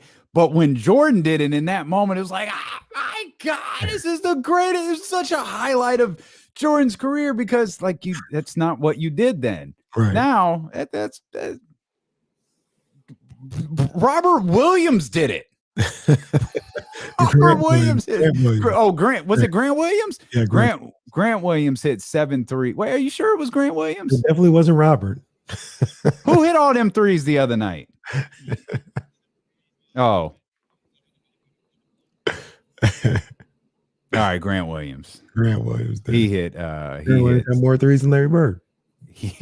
Grant Williams had more threes in that game than Larry Bird had in what was it? 31 of the 32 series that he played in. Yeah. That's the game we live in today. I got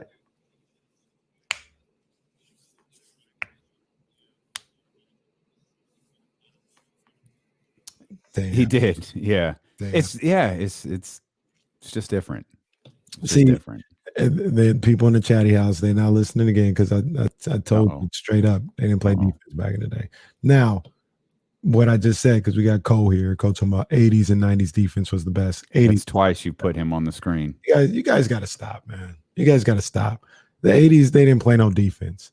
They didn't start playing defense. The first thing to really like start locking up as a group, as a unit, was the Pistons in like 89, 90. Before that, they wasn't playing no defense, man. Go look at somebody. Damien, while we're here, I'm here. Just pull up the 1980 final, the Magic Johnson's game 6, and see what, just any clip in there. See how Bobby Jones is defending Magic Johnson. You want straight up, no kind of defensive stance. Just looking at him. He's 6 feet off of Magic. They didn't play no defense back then, man. Okay. Y'all got to stop this, man. And I love the 80s and I love the 80s. I'm not saying that they wouldn't adjust, but it just is what it is. They ain't playing no defense back then. There it is. 1985. Game 6. No. 1980, by the way, but it's whatever. Oh, you said 80. I thought you said 85. Yeah. All right, I'll go to 80. I'll do whatever you want to. You've got to take over the show now. Game 6. Come on, man. All right, here it is. Game 6. Irvin. Oh, right here. Whole game is right here. Yep. Go ahead, do the show. I'm watching basketball right now. Yeah, okay. Yep. Defense is a little. Oh God. Bless it. Come on, man. Oh my God. Standing around on the defensive end. There is not. Tell me how many times you see a defensive stance. There is no post resistance at all. Do you ever see a defensive stance in this whole highlight package? I'm not watching the highlight package. I'm watching the actual game, and no, there are no defensive stances. There. Oh my. Oh, this is spectacular.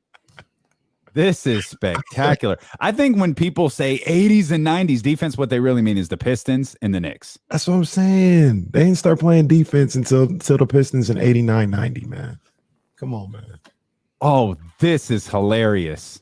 These guys ain't defending. This is comedy. There is no resistance to the basket ever. Maybe they'll block a shot. These dudes are awful. My God. You'd get benched if you did this like this. Is this a Kings game? Is that Buddy? Did Buddy play for the Sixers in 1980? Nobody has lateral quickness on the defensive end. Boy, God. Are you okay? I'm just gonna say you're not allowed to say disparaging things about Julius Erving. You saw what I saw. Come on, man. You are not allowed to say disparaging things about Julius Erving. These guys didn't lock up. The Pistons was the first team to really start locking up like okay. That. If you're a basketball junkie and you want to have go watch a game from the 80s. Just scroll through it like I'm doing. This is spectacular. Oh, especially when they get to the post. Now I want to pull up Kareem highlights so I could see, like, what did y'all do with Kareem? Nothing. Barrett, I said. Oh, I see Magic trying to work a little bit. Okay, Irvin. I said the Pistons, 89-90, that's when they started playing good defensive teams. So How they did started we get playing on this. How did we get here? We were talking about the Warriors. Yeah, I said something about they didn't play no defense back then. Oh, we were talking about Steph. That's how we got there. Steph, Larry Bird, Celtics, defense. Now I'm watching the Lakers and 76ers on YouTube, and just a gut-wrenching moment where I realized Dr. J doesn't play defense. This is a horrible moment. I have such tremendous like admiration for Dr. J, and I realized, he just didn't do that. Okay. In any event, Sean Cunningham said yesterday on the live edition of the Kings Beat podcast, he didn't think the Warriors were playing their best yet. And I think that's funny because it flies in the face of what Jesse asked as we were just kind of sitting during the commercial break are the Lakers a little bit, or excuse me, need to turn this game off because I'm just enamored with it. Are the Warriors a little bit of fool's gold? Like, we don't think that's a Kenny Caraway take. Well, a little bit, but his point's valid in the fact, and he framed it is it's Luka and friends, right? You already said the Dallas Mavericks don't deserve to be here, which was harsh. I didn't say that. I said that's exactly what you said. They have no business being here. Deserve is a different term. They won the games. They're not one of the best 4 teams in basketball. They're just not. I don't even know if they're one of the top 5 teams in basketball. Mavericks better than the Bucks? No. Forgot my question. He said, "Are they gold? The Warriors fool's gold." I was gonna. Oh, and the Nuggets, which is essentially Nikola Jokic. So the Warriors this playoff run have played Nikola Jokic, the Memphis Grizzlies, and Luka Doncic. Yeah, it's got 2015 vibes for sure. It's got 2015 vibes, but I'm not going to discount them though. This team doesn't. Yeah, this team doesn't feel like 2015. This team feels like this team is legit. Like I think there are two teams with strong championship vibes, and it's Boston and it's Golden State, and that's the finals we desperately need. We'll talk more basketball when the Professor Jason Jones joins us next here on Sacramento's #1 sports station, ESPN 1320.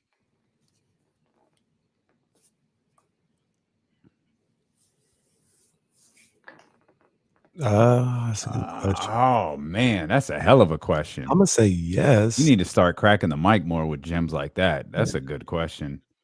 We'll ask that's a good one. We'll have, we can ask that with Jason, with the Professor. This is so funny, bruh. I am so sad about Dr. J. Now I will say Dr. J was literally like, no. One time Dr. J tried to lock up and he fouled him. Come on, man. Hold on. I don't even know how I'll show you guys this. I can't because I don't even have the screen record. But I'm looking at, let me take a picture. Because I think this is Bobby Jones, man.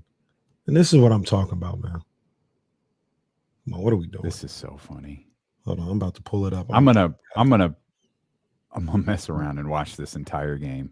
What are we talking about? Look at that defense. Yeah, I can see it. Come on, man. He's got his hands on his hips. Oh man. 7 assists. He starts at center, plays forward and guard, and leads the Los Angeles Lakers to a world championship 123-102. 42, 15, and 7. Damn. Goodness gracious, man. Crazy, bro. Oh, Jerry. Oh, Jerry's got a couple buttons up. Dr. Bus. Dr. Bus. Oh, this is good stuff, man. Oh, well, God bless. God bless. Yeah. Okay. Sure, Jan. Oh, Grant Cohn This is a tweet from his. Javon Kinlaw called me a suck ass bitch today.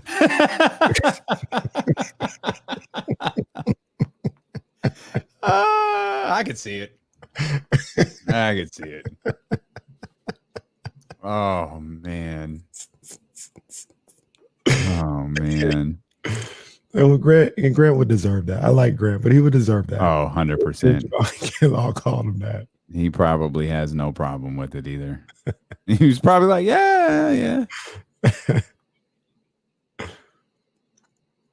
I think he might. If there is video of that, I need to see it. Oh, Diana Taurasi at UConn. Oh man, might have to watch that. Oh, a game? Yeah, this is a channel called Classic. It says Classic NBA games, but it has college games in here too. I'm gonna need that site. Yes, YouTube. I need that page. Yeah, YouTube. Oh my! I 2006 FIBA. I know a couple. Magic Johnson interview, ABC Primetime Live, 11/5/92. Okay. I know that background. I know what interview that was. I know some of the highlights from that one. Oh boy. Oh man, this is a bitch of a rabbit hole. Damn it, Kenny. I miss one. I do miss one time. I do. They got a lot of games on here. Said he's tired. Give him a break. That's why he's playing defense.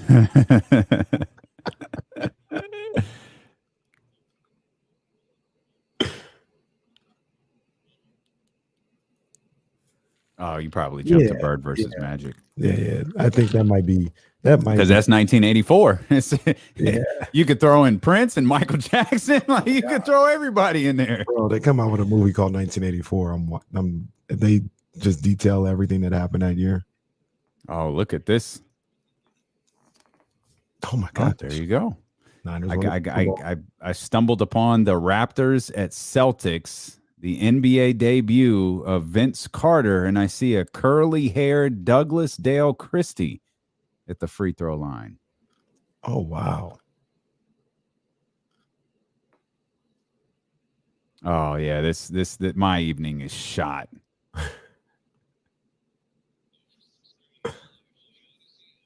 Yeah, my whole evening has gone to hell because I found this YouTube page with just old NBA games and college games and stuff. I before seeing it, I have no interest in watching, but now that I see it, it's like, oh yeah, I want to watch this.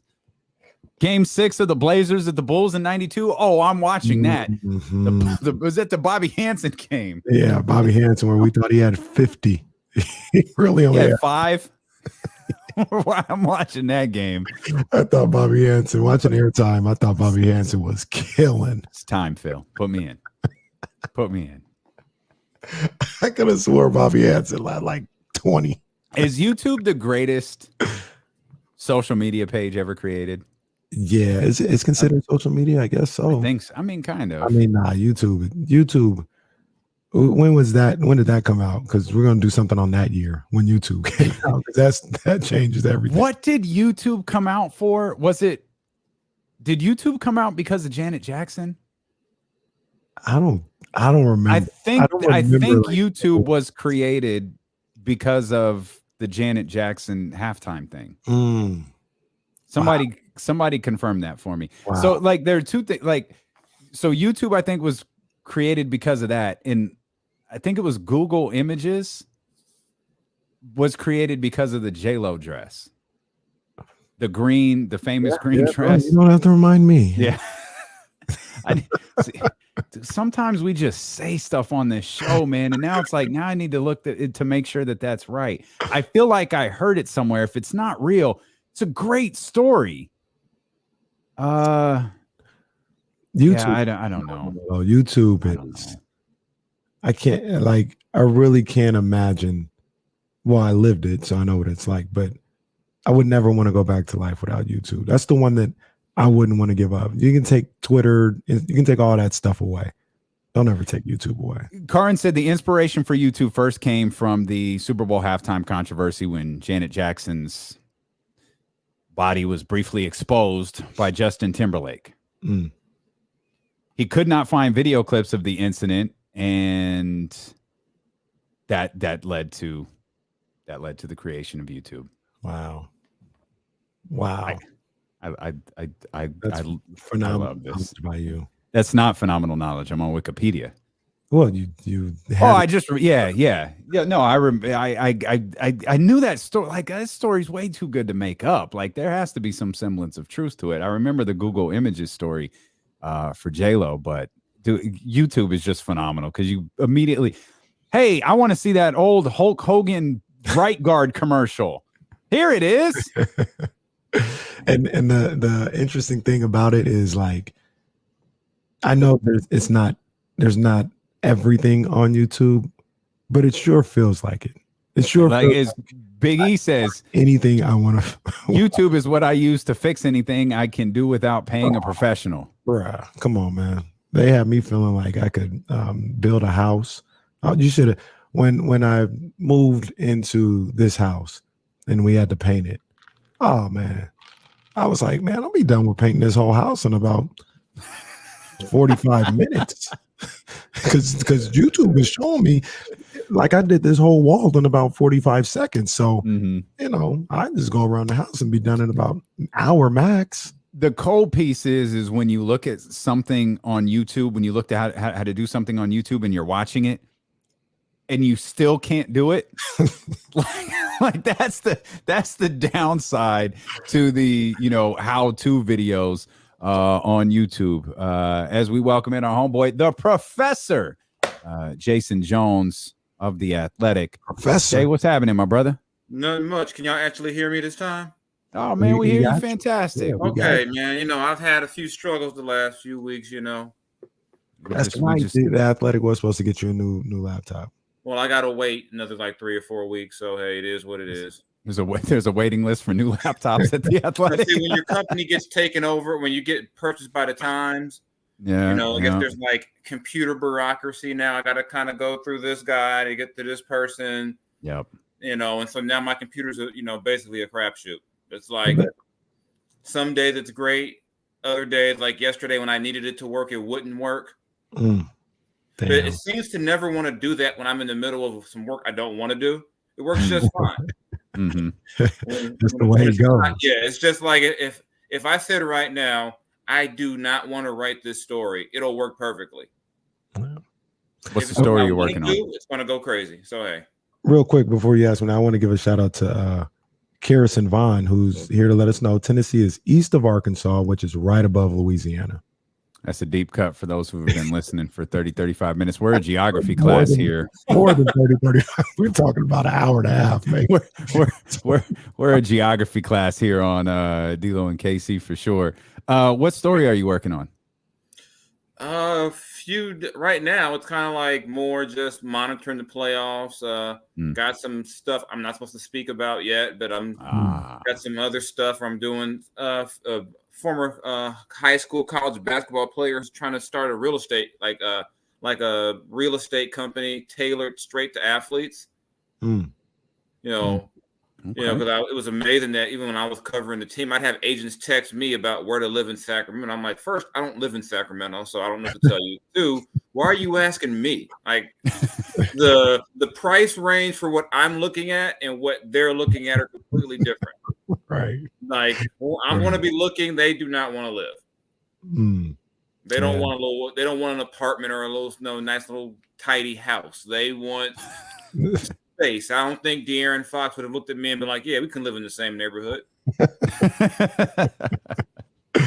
Nah, some good stuff. So there's a bunch of things that we want to touch on with you, Jay. But the first one, with the most recent one, I made the statement, and I'd love to hear what you got to say about this. This is no disrespect to anybody. It's just the evolution of the game. Like, the greats would have been great regardless. You put Magic and Larry in 2010. They're still top 10 all-time greats. That's just how I view these things, right? Mm-hmm. But they didn't start playing defense in the NBA till about till 89, 90 with the Pistons, correct? They weren't playing no defense before. Not true. Stop it. We got the video. We got the video. They ain't playing no defense. Guys were playing defense. So Bill Russell didn't play defense? That's a different type of defense. Bill Russell was see. I know who wasn't. I'm not gonna say. Dr. J wasn't playing no defense. No, because I looked at the 1980 Game 6 Magic Johnson, and there's a couple of times one time specifically when Bobby Jones is guarding Magic. He's 7 feet off of him, and he's got his hands on the tip. It's in the middle of the game. They said Magic couldn't shoot. That's why. Probably, And the thing is, I've done a lot of research, reading about the Showtime era Lakers and that whole period. One of the things those teams take offense to is that they didn't play defense. He said they had a trapping kind of like scheme they called fist. They only called it about 25% of the time. But because when they did it, it was so crazy defensively, teams spent all their time preparing for fist, and they weren't going to run it all the time. So teams were playing. You can't get up and down the way some of those teams did without defense. You got to get some stops eventually. Like that. I think Detroit was more physical. They were probably a more physical. Like we're just gonna. I mean, they just beat up Michael Jordan. I mean, it wasn't even basketball. It was like you're gonna jump. We're putting the forearm right in your chest. It's interesting that you talk about the Showtime Lakers defense when when you think about toughness, the 80s, 90s, you're normally thinking about the Pistons, you're thinking about the Heat, and you're thinking about the Knicks. And in two of those cases, that means you're thinking about Pat Riley, the coach of the Showtime Lakers. Right. Yeah. Right. It's crazy that people they definitely played defense before 1990. They were like, I think what happened was when you got to the mid-90s, they let the game get so rough that teams were scoring like 70 points in the playoffs. It'd be like a 80 to 76 game. Like, remember that? I forgot what game it was with the Bulls and the Jazz. The Bulls scored like 94 points and won by like 40. I mean, it was just you were allowed to be more physical back then. Hand check. It was no big deal if a guy had. Imagine if they wore like physio tape back then and what they would have done. I mean, back then. A guy says he has a bad hand. The way you tested it was you smacked the hell out of his hand. Nowadays, that guy be like, oh my God, you're a dirty player. But it was like back then, no. You came out here with you say your hand's not a little sore. Let's test the hand out real quick, see if you can really play through it. So they played defense. It just wasn't. Now, I mean, I actually prefer that kind of defense. I don't like watching zone defense in the NBA. I don't, it's not my favorite thing to watch. But hey, it is what it is. As long as we don't go back to those Pacers-Pistons games from the early 2000s. You don't want to see 76-74 final? Oh, they were hot if they were 76-74. First team to 80 wins. They playing like the big score. The team that won had a high score with 17, and 3 guys supported him with 15 points. It was hard to watch. But then you go sounds like the Miami Heat last night. Yeah. Yeah. Oh, yeah. Yeah. I mean, I think no matter what era we're in, someone's going to complain about something. I love those guys, though. I love them. I love those the 80s and 90s. Great ball players. They just didn't play defense like we see today. It's a different time. No, like individuals, like Dennis Cooper, Dennis Johnson. Yeah, they play defense, but when I'm talking about like all 5 guys on the court, locked in, moving on a string, I feel like that started with Detroit. I disagree, but that's okay. Right. Who's the best team left in the playoffs right now? Oh, part of me wants to say the Warriors, but I don't necessarily believe I think they have the more favorable matchup right now. But I don't know if they're the best team. I don't know if they could beat Boston 4 times. I don't know if they could beat Miami 4 times. I mean, Dallas has been so undisciplined at times, just defensively. Like, hey, you gonna let Kevon Looney just become Wilt Chamberlain on you? You gonna do something? You gonna do something about that? I think they have the more, part of me wants to, I mean, because I think to me, there's no team where I look at left where I say they don't have a flaw that could cost them a championship. I mean, as up and down as Bam Adebayo can be, I don't think if he's on, the Warriors can't stop him. I mean, you put Draymond on him, but okay, but then who are you going to put on Jimmy Butler? I guess you could. I mean, I guess you could use Wiggins, but still, I mean, part of me says the best team left is Boston, but Boston may not win this series. I mean, they're losing guys every other game, it feels like. Right.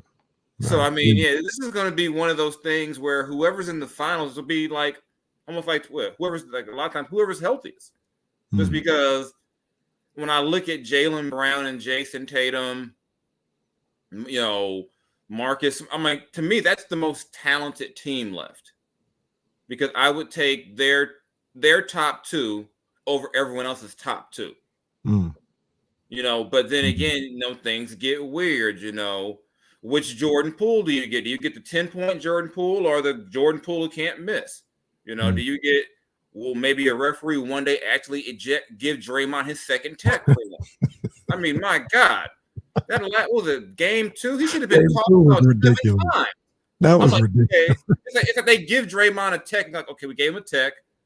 Now he's going to get 10 times worse, but we're just going to ignore it. The crazy thing about it is when he gets one tech, that's his cue to turn up. Yeah, it's the weird. Yeah, even more. He doesn't calm down with a tech. I got a tech. Okay. Oh, now I'm really on you. And the ref is like, okay, I shouldn't have given him. I mean, there's just so many, But like I said, I think the best team is probably Boston. But I don't know if that means they'll win a championship. But I think the best team is probably Boston. Here's another a spin on that question a little bit that Jesse had. Boston makes it to the NBA Finals to play Golden State. Is that the best team they've played in the playoffs? Is Golden State the best team Boston has played in the playoffs? To that point. I don't know. I was stuck on that because Golden State absolutely. It could be Jason's point a minute ago. The answer might be the Bucks, but Chris Middleton wasn't there, right? Yeah. I don't think it's Miami. I think Golden State's better than Miami. It may very well be because they're the healthiest. Yeah, I mean, I think just in a vacuum, Golden State is better than Miami. But if they played Miami, would I be shocked if Miami beat them? No. Sure. I wouldn't be shocked at all. I mean, this is like, that's why I'm really mad at Phoenix. Because, they're about to, Dallas is about to get, every year or two, you get one team that advances really far that has no business being there. Just like excuse me, what'd you say, Jason? Say that again for they didn't hear you. Just say that the same exact thing. What you just said. Just fall their way, and they're like, Phoenix couldn't shoot that bad in a game 7 again if they tried. They couldn't they couldn't try to be that bad. And then it was a cool story about, I said to myself, Warriors might win this in 5. Like, I just didn't think Dallas was ready. Because Dallas doesn't have, they don't have Tim Hardaway Jr. They don't have their, not that he was going to change the series, but it took, let's be fair to Dallas, though. This is a 52-win team. This isn't like a team that snuck into the play. Oh no, I'm not saying that about them, but they had no business. They're not one of the top 4 teams. They're down 2-0, and then Phoenix does what Phoenix does again to get eliminated. Yeah. I don't fault Dallas for that. You go win a game 7 on the road, you deserve to be there, but then you can't go up by 19 in game 2 and blow that game. And you just can't do all that to get the team like the Warriors because they're going to give you that third quarter burst. If you're not ready, you're in trouble. Here's what I say about Dallas, and I mean this respectfully. What they've done. No, I do, because they've done great with what they've been given. Are they a top 7 team in the NBA right now? Oh, come on, man. Well, they're one of the 4 left, so one of the 4 left. That's different. Like when George Mason made the Final Four, were they one of the 4 best teams in college basketball? Oh, don't disparage the good name of George Mason University. Wow, George Mason just getting hit on for no. What did George Mason ever do? They're over there still celebrating that run. Here comes Finney reminding them they weren't really that good. Yeah, I mean, if I would have, even Jason Kidd kind of said it during his last presser because he's like, "Hey, no one thought they would be there." Hit him with that Doc Rivers. Hit him with the Doc Rivers. Nobody expected us to be here. Like, come on, Doc. That's not true. But yeah. Come on, Doc. Everybody expected you to be here. Yeah, poor Doc. When Doc went with the whole "my teams weren't that good that blew the 3." Oh. I was like, Doc. Sometimes it's better to let the media say it for you because it just sounded terrible. Doc is like, "Look at my team. That team wasn't very good."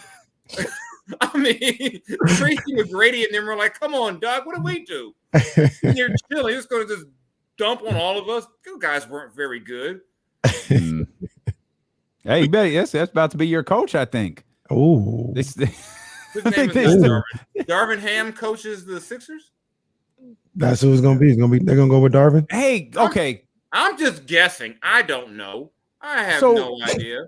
Okay, good. Okay, good. That's a good segue here. Is Mark Jackson? Is his name still mentioned with the Lakers, or is that over? It sounds like it's over right now. Okay, that's what I thought. So I'm just gonna ask, barbershop talk here with the crew. Mm-hmm.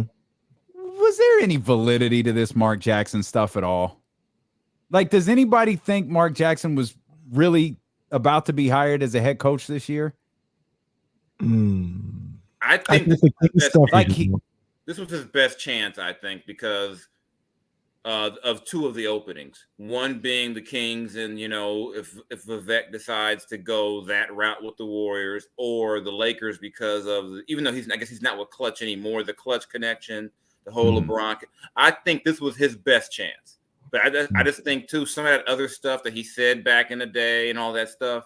You hire Mark Jackson, you got to answer all that. All that stuff. Got to, people are going to want to talk about that. But I do think this cycle was his best chance. Yeah. I look around the league. I don't know who else would hire him. I mean, if the Knicks didn't hire him, right? I don't know who else would hire him.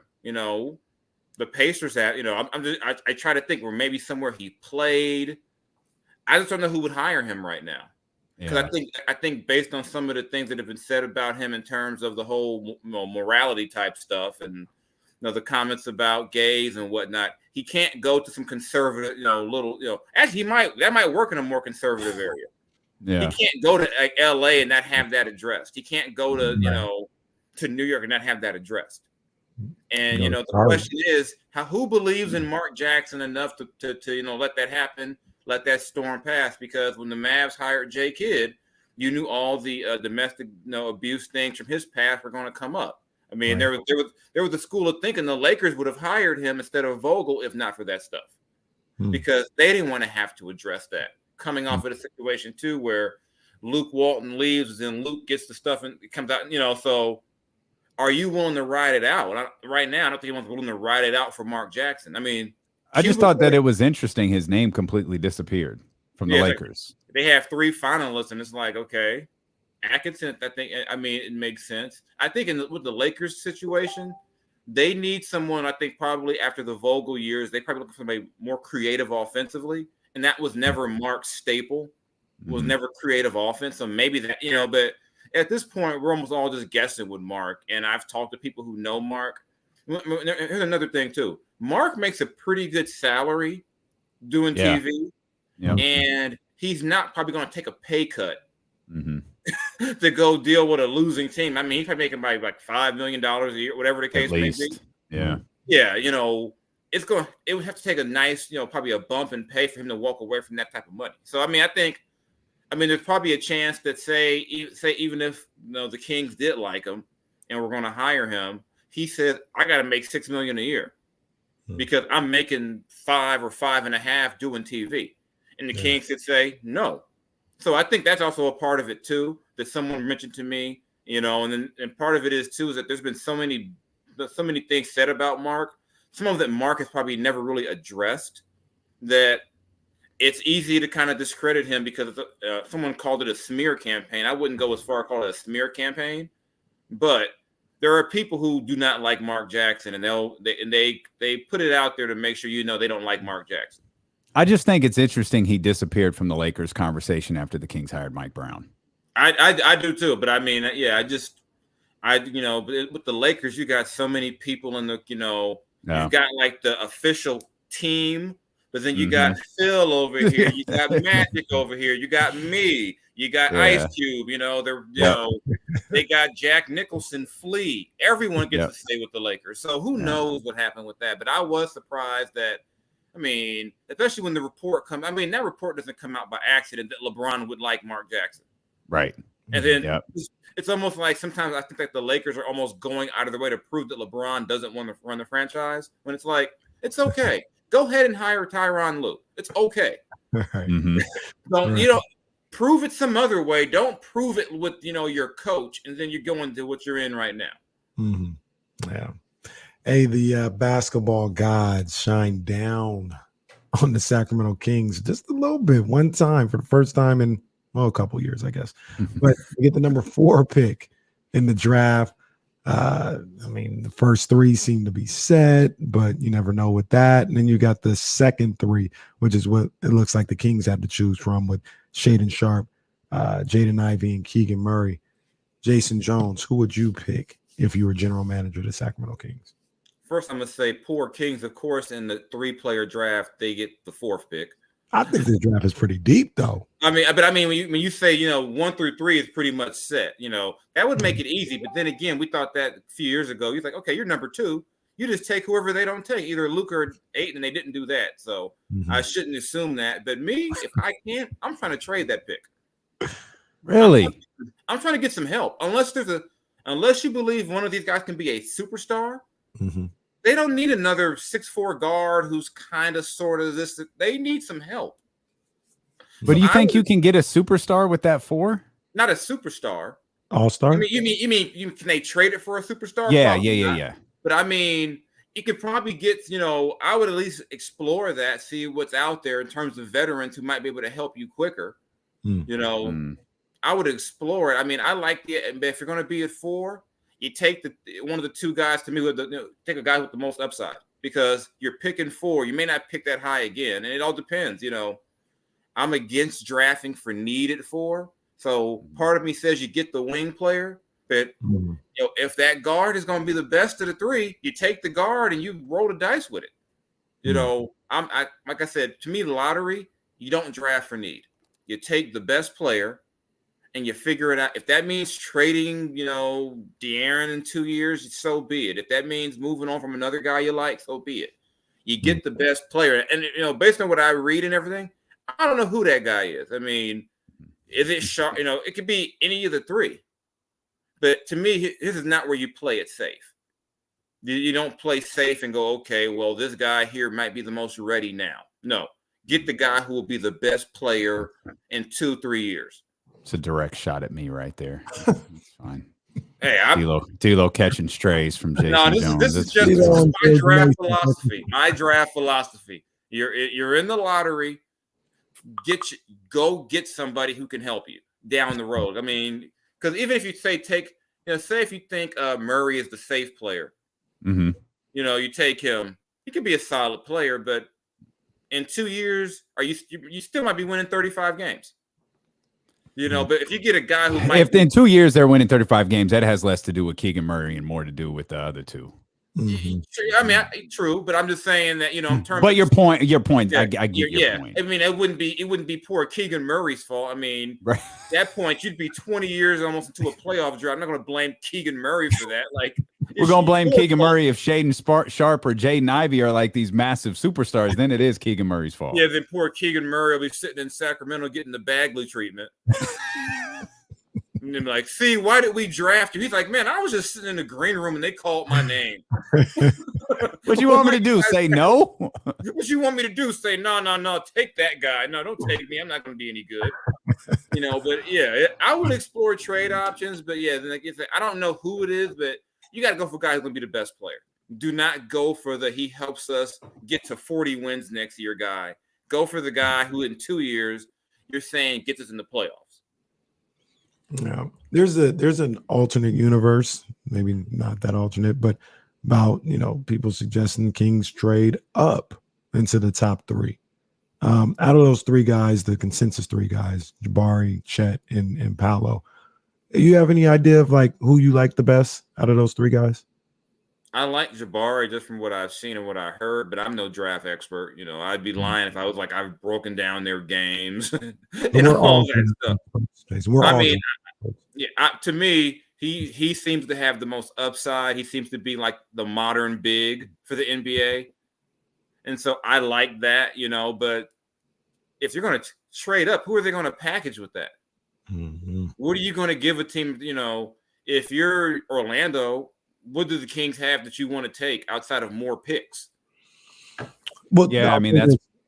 Well, I was just going to say, in recent years, it's been a draft. It's been a swap, and then like next year's pick. That's usually how it goes. So it's usually not players involved. It's usually that's Luka and Trey, right? It was next year's and I think Dallas might have put a little extra on that too. But even still, are you willing to basically smooth? I mean, that guy better be a star because you're basically giving up a lottery pick next year.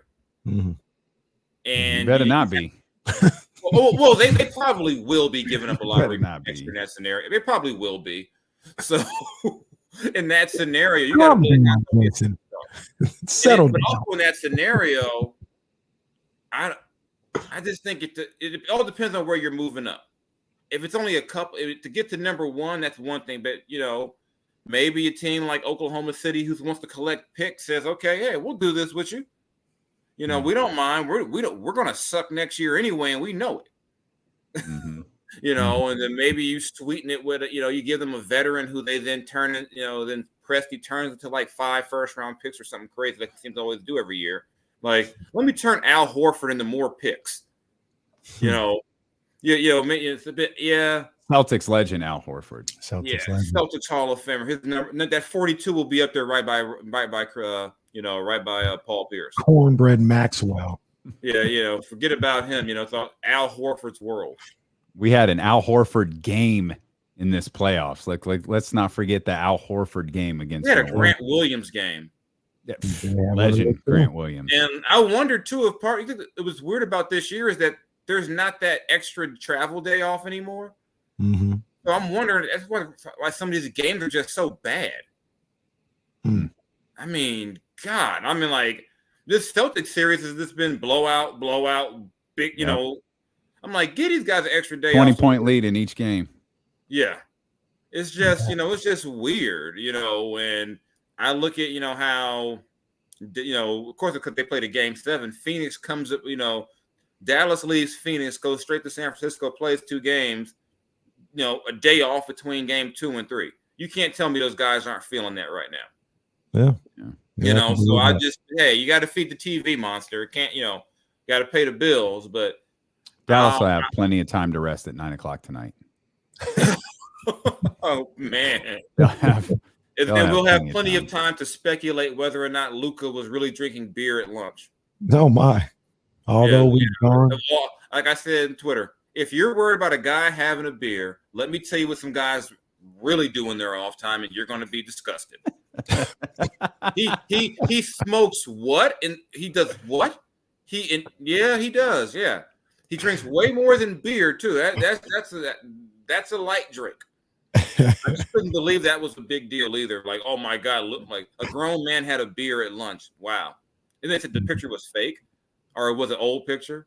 Yeah, they had to address it for some reason. I don't know. The guy, and that's why they're getting beat up by the Warriors. Is because Luka had a beer. Those players from the '80s laugh at Luka having a beer at lunch when they were like,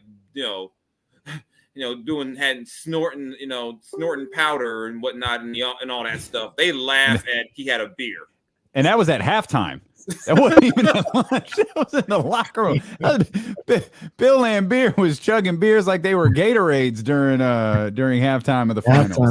They laugh. Oh, Luka had a beer at lunch. Oh yeah, I'm sure he's gonna really struggle because of that.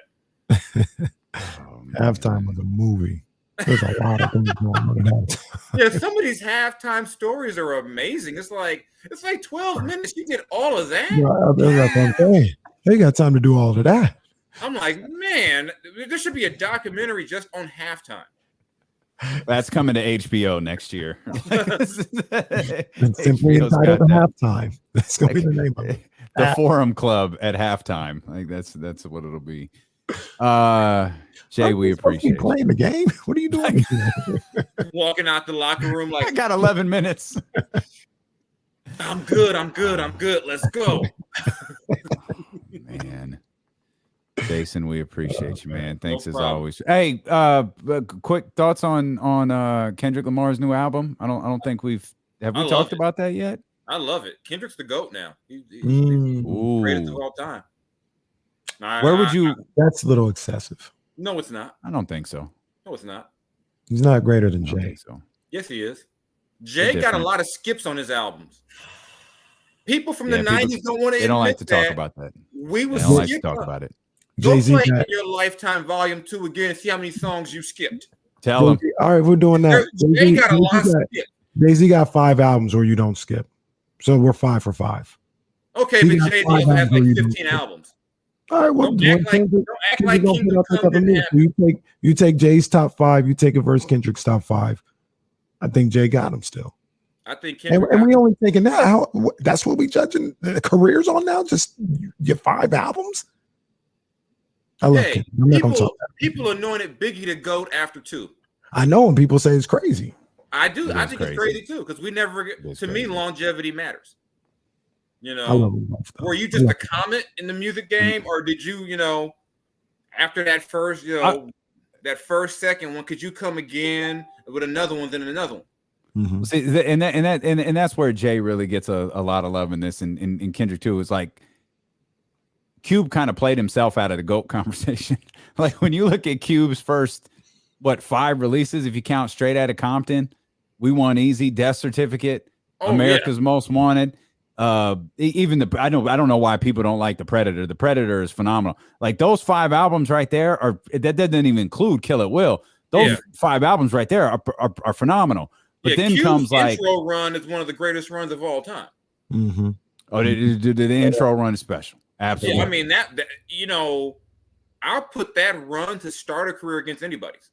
Yeah. And say, that'll be tough to beat. That's tough to beat. But part of it is, Cube, got more focused on how, became more known for acting, and then the albums weren't what they were before, and people weren't feeling it the same way. I mean, nobody's bumping War and Peace. Yeah, I was, man. I was playing that in college. I know you were. But but I always tell people I can't be the judge of a Cube album because I'm extremely biased. Yep. And so take me out the conversation. I always tell people, to me, Cube may not be the greatest of all time, but he's my favorite of all time. And there's a difference. And I can ride, I can hear people will now say Cube was never good. I'm like, now you're lying. That's crazy. Wow, come on, man. I was like, Cube is 50-something years old now. It's a terrible way to phrase this, but if Cube had been killed after America's Most Wanted, he'd be listed as the greatest rapper of all time. Or he'd be Big L. He'd be what? Big L. No, he'd be that's stupid. No, that's insane. He wouldn't be Big that's L. insane. A little bigger. Can I remove Kenny from this broadcast? Is there that's ridiculous? Big L. That's absurd. I'm ending this show, but Jesse chimes in. Who is Big L? Hip hop heads know who Big L is. Kenny, calm down. This conversation's over. Jason, thanks so much for joining us. You're disqualified from discussing music for that comment. Forever, absolutely forever. Jay, we appreciate you, man. Thanks as always. Take care. Kenny done lost his damn. Matter of fact, joke. It was we appreciate y'all being here, man. I don't know what happened to Kenny. Kenny's feed cut out here as the show came to a conclusion. It was a joke. We got the best of D-Lo and KC coming up here in just a couple of minutes, and that will lead us into Game 4 of the Western Conference Finals. Rest in peace. The buried alive match. The Golden State Warriors and the Dallas Mavericks. I don't imagine Luka Doncic's hands going to come popping out of the grave. This is it for Dallas. We'll give their eulogy tomorrow. Kenny will probably say some terrible things about them. And Kyle Weaver, the head coach for Shaden Sharps High School, is going to join us tomorrow at 1:45. Make your plans to be with us here on Sacramento's #1 sports station, ESPN 1320. Get the brooms out. really wish I didn't use that Buried Alive reference. Oh man.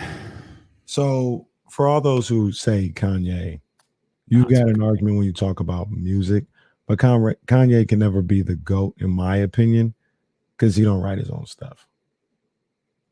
Jay and Kendrick, they write their bars. Those are their bars.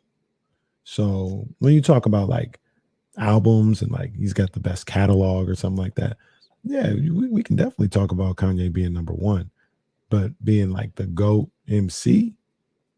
Oh, those are different. No. Those are very different. That's where like Nas and Common and you talking about GOAT and MC start coming into the conversation. And even when you put it all together, like, and that's why you get Jay, that's why you get Kendrick, guys like that. When you put all the components together, Kanye can't be in that same category as Jay and Kendrick because he don't write. That's a huge part of it's being that number one. And so, I mean, so is radio, and that's where Drake comes into play. You know what I mean? Like, I don't think Drake has an album that touches an album by any of those artists. I don't think Drake has a classic, but your girl knows all Drake's records. Your kids know Drake's record because they get on the radio, and that's a component to all of this stuff. And that's where I feel Jay has the. If you're scoring like you know, he's a 10 here, he's an 8, 9. Like I think like a slam dunk contest. Jay never goes below 9 for all these categories. I could take one category for Kendrick has some. I was gonna say like Kendrick, you talk about like radio play or bangers. He might dip to like 7, but I don't know. Maybe it's about because they play stuff on the radio. They don't play it in the clubs, but they play it on the radio. Yeah, I mean, Damn had singles. I think I've changed my favorite Kendrick album. By the way, I think it's Good Kid, Mad City.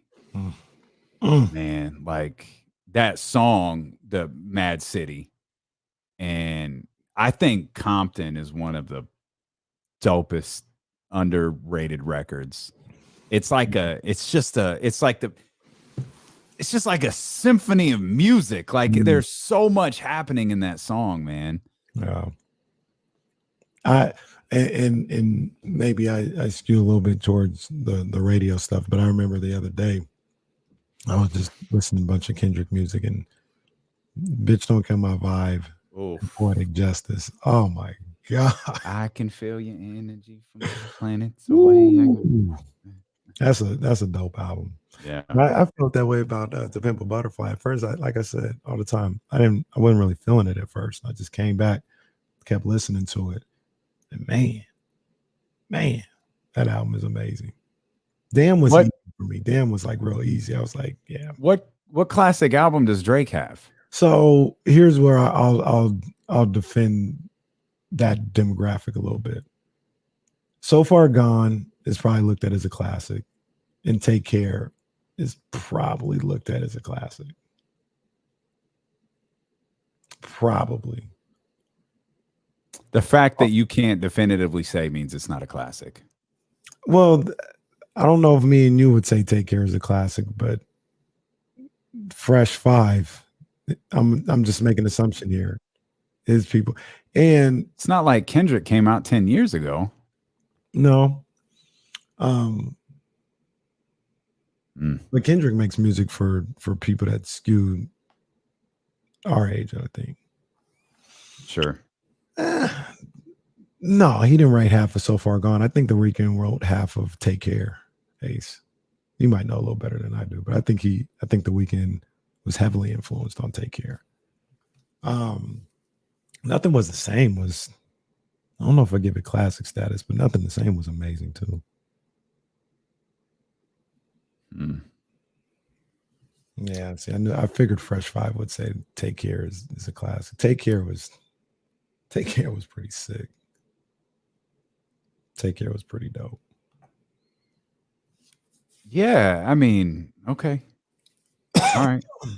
I mean, I mean, a classic. Okay. Undeniable. All right, we'll leave it. If somebody's making an argument for Drake, those are the two they go to. I'm pretty sure it's So Far Gone. And now there's some heat on here. Like there's some heat here for sure. What'd you say the other one was? The other one that you think would be considered a classic? They might say nothing. Nothing was the same. Yeah. Nothing the same was pretty. Oh man. All right. So the funny thing about I'll run him back. Let me listen to him again. The other funny thing about it is I think a lot of people like Views, right? So you would think Views wasn't that good, but I've done this before. So Views, I was like, Views wasn't even that hot. And I would listen to it and I would like, oh yeah, this song was fire. Mm-hmm. Track, this Views was all right. Hard. And this one went hard. Next thing I know, I'm 8 tracks in. They all went hard. So, but I can't remember a lot from Views. Ace, I would say if I had to pick an undeniable, it would be So Far Gone. I think that's the closest thing he has to Illmatic, Blueprint, Good Kid. I'm gonna listen to this again. All the way through. More than one classic. Forest Hill Drive. KOD. Yeah, that one hit a little different. Yeah, that one hit a little different. It's not my favorite, but like I appreciate that record for what it is. Yeah, KOD. That was a dope album. Forest Hill Drive. I love that. I love that album though. I do. Born Center. Born Center was dope. I don't know if it's a classic. I don't know. Born Center might be his third best album. Born Center was fire though. No, today. Would you take outdoor? You got outdoor activities today? No, I get to be inside for most of the day. Okay, I was about to say he got some heat advisories out there. I'm outside tomorrow though. It's supposed to be 100 again tomorrow. Man, I got to hit Connor back. Jeez, at least I can sit in the shade.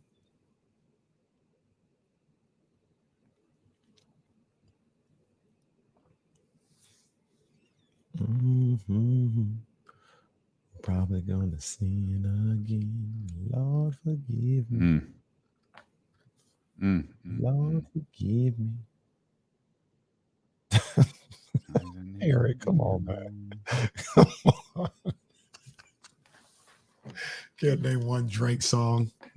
I don't know where you've been at. Can't name a Drake song. Come say hi. Hey, come here. Hey, come say hi. Come here. Come here. You want to come say hi? The camera's still on. Yeah, come here. Are you shy? Come here. Can you get up for a second? Up here? No? Okay.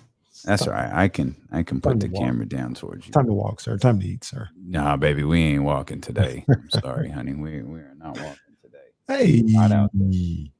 It's too hot out there. Hey. Everyone saying hi. They can barely see you. Can you get up here? Up? No? All right. You're not interested in that. That's fine. That's fine, baby. Okay. That's fine. All right.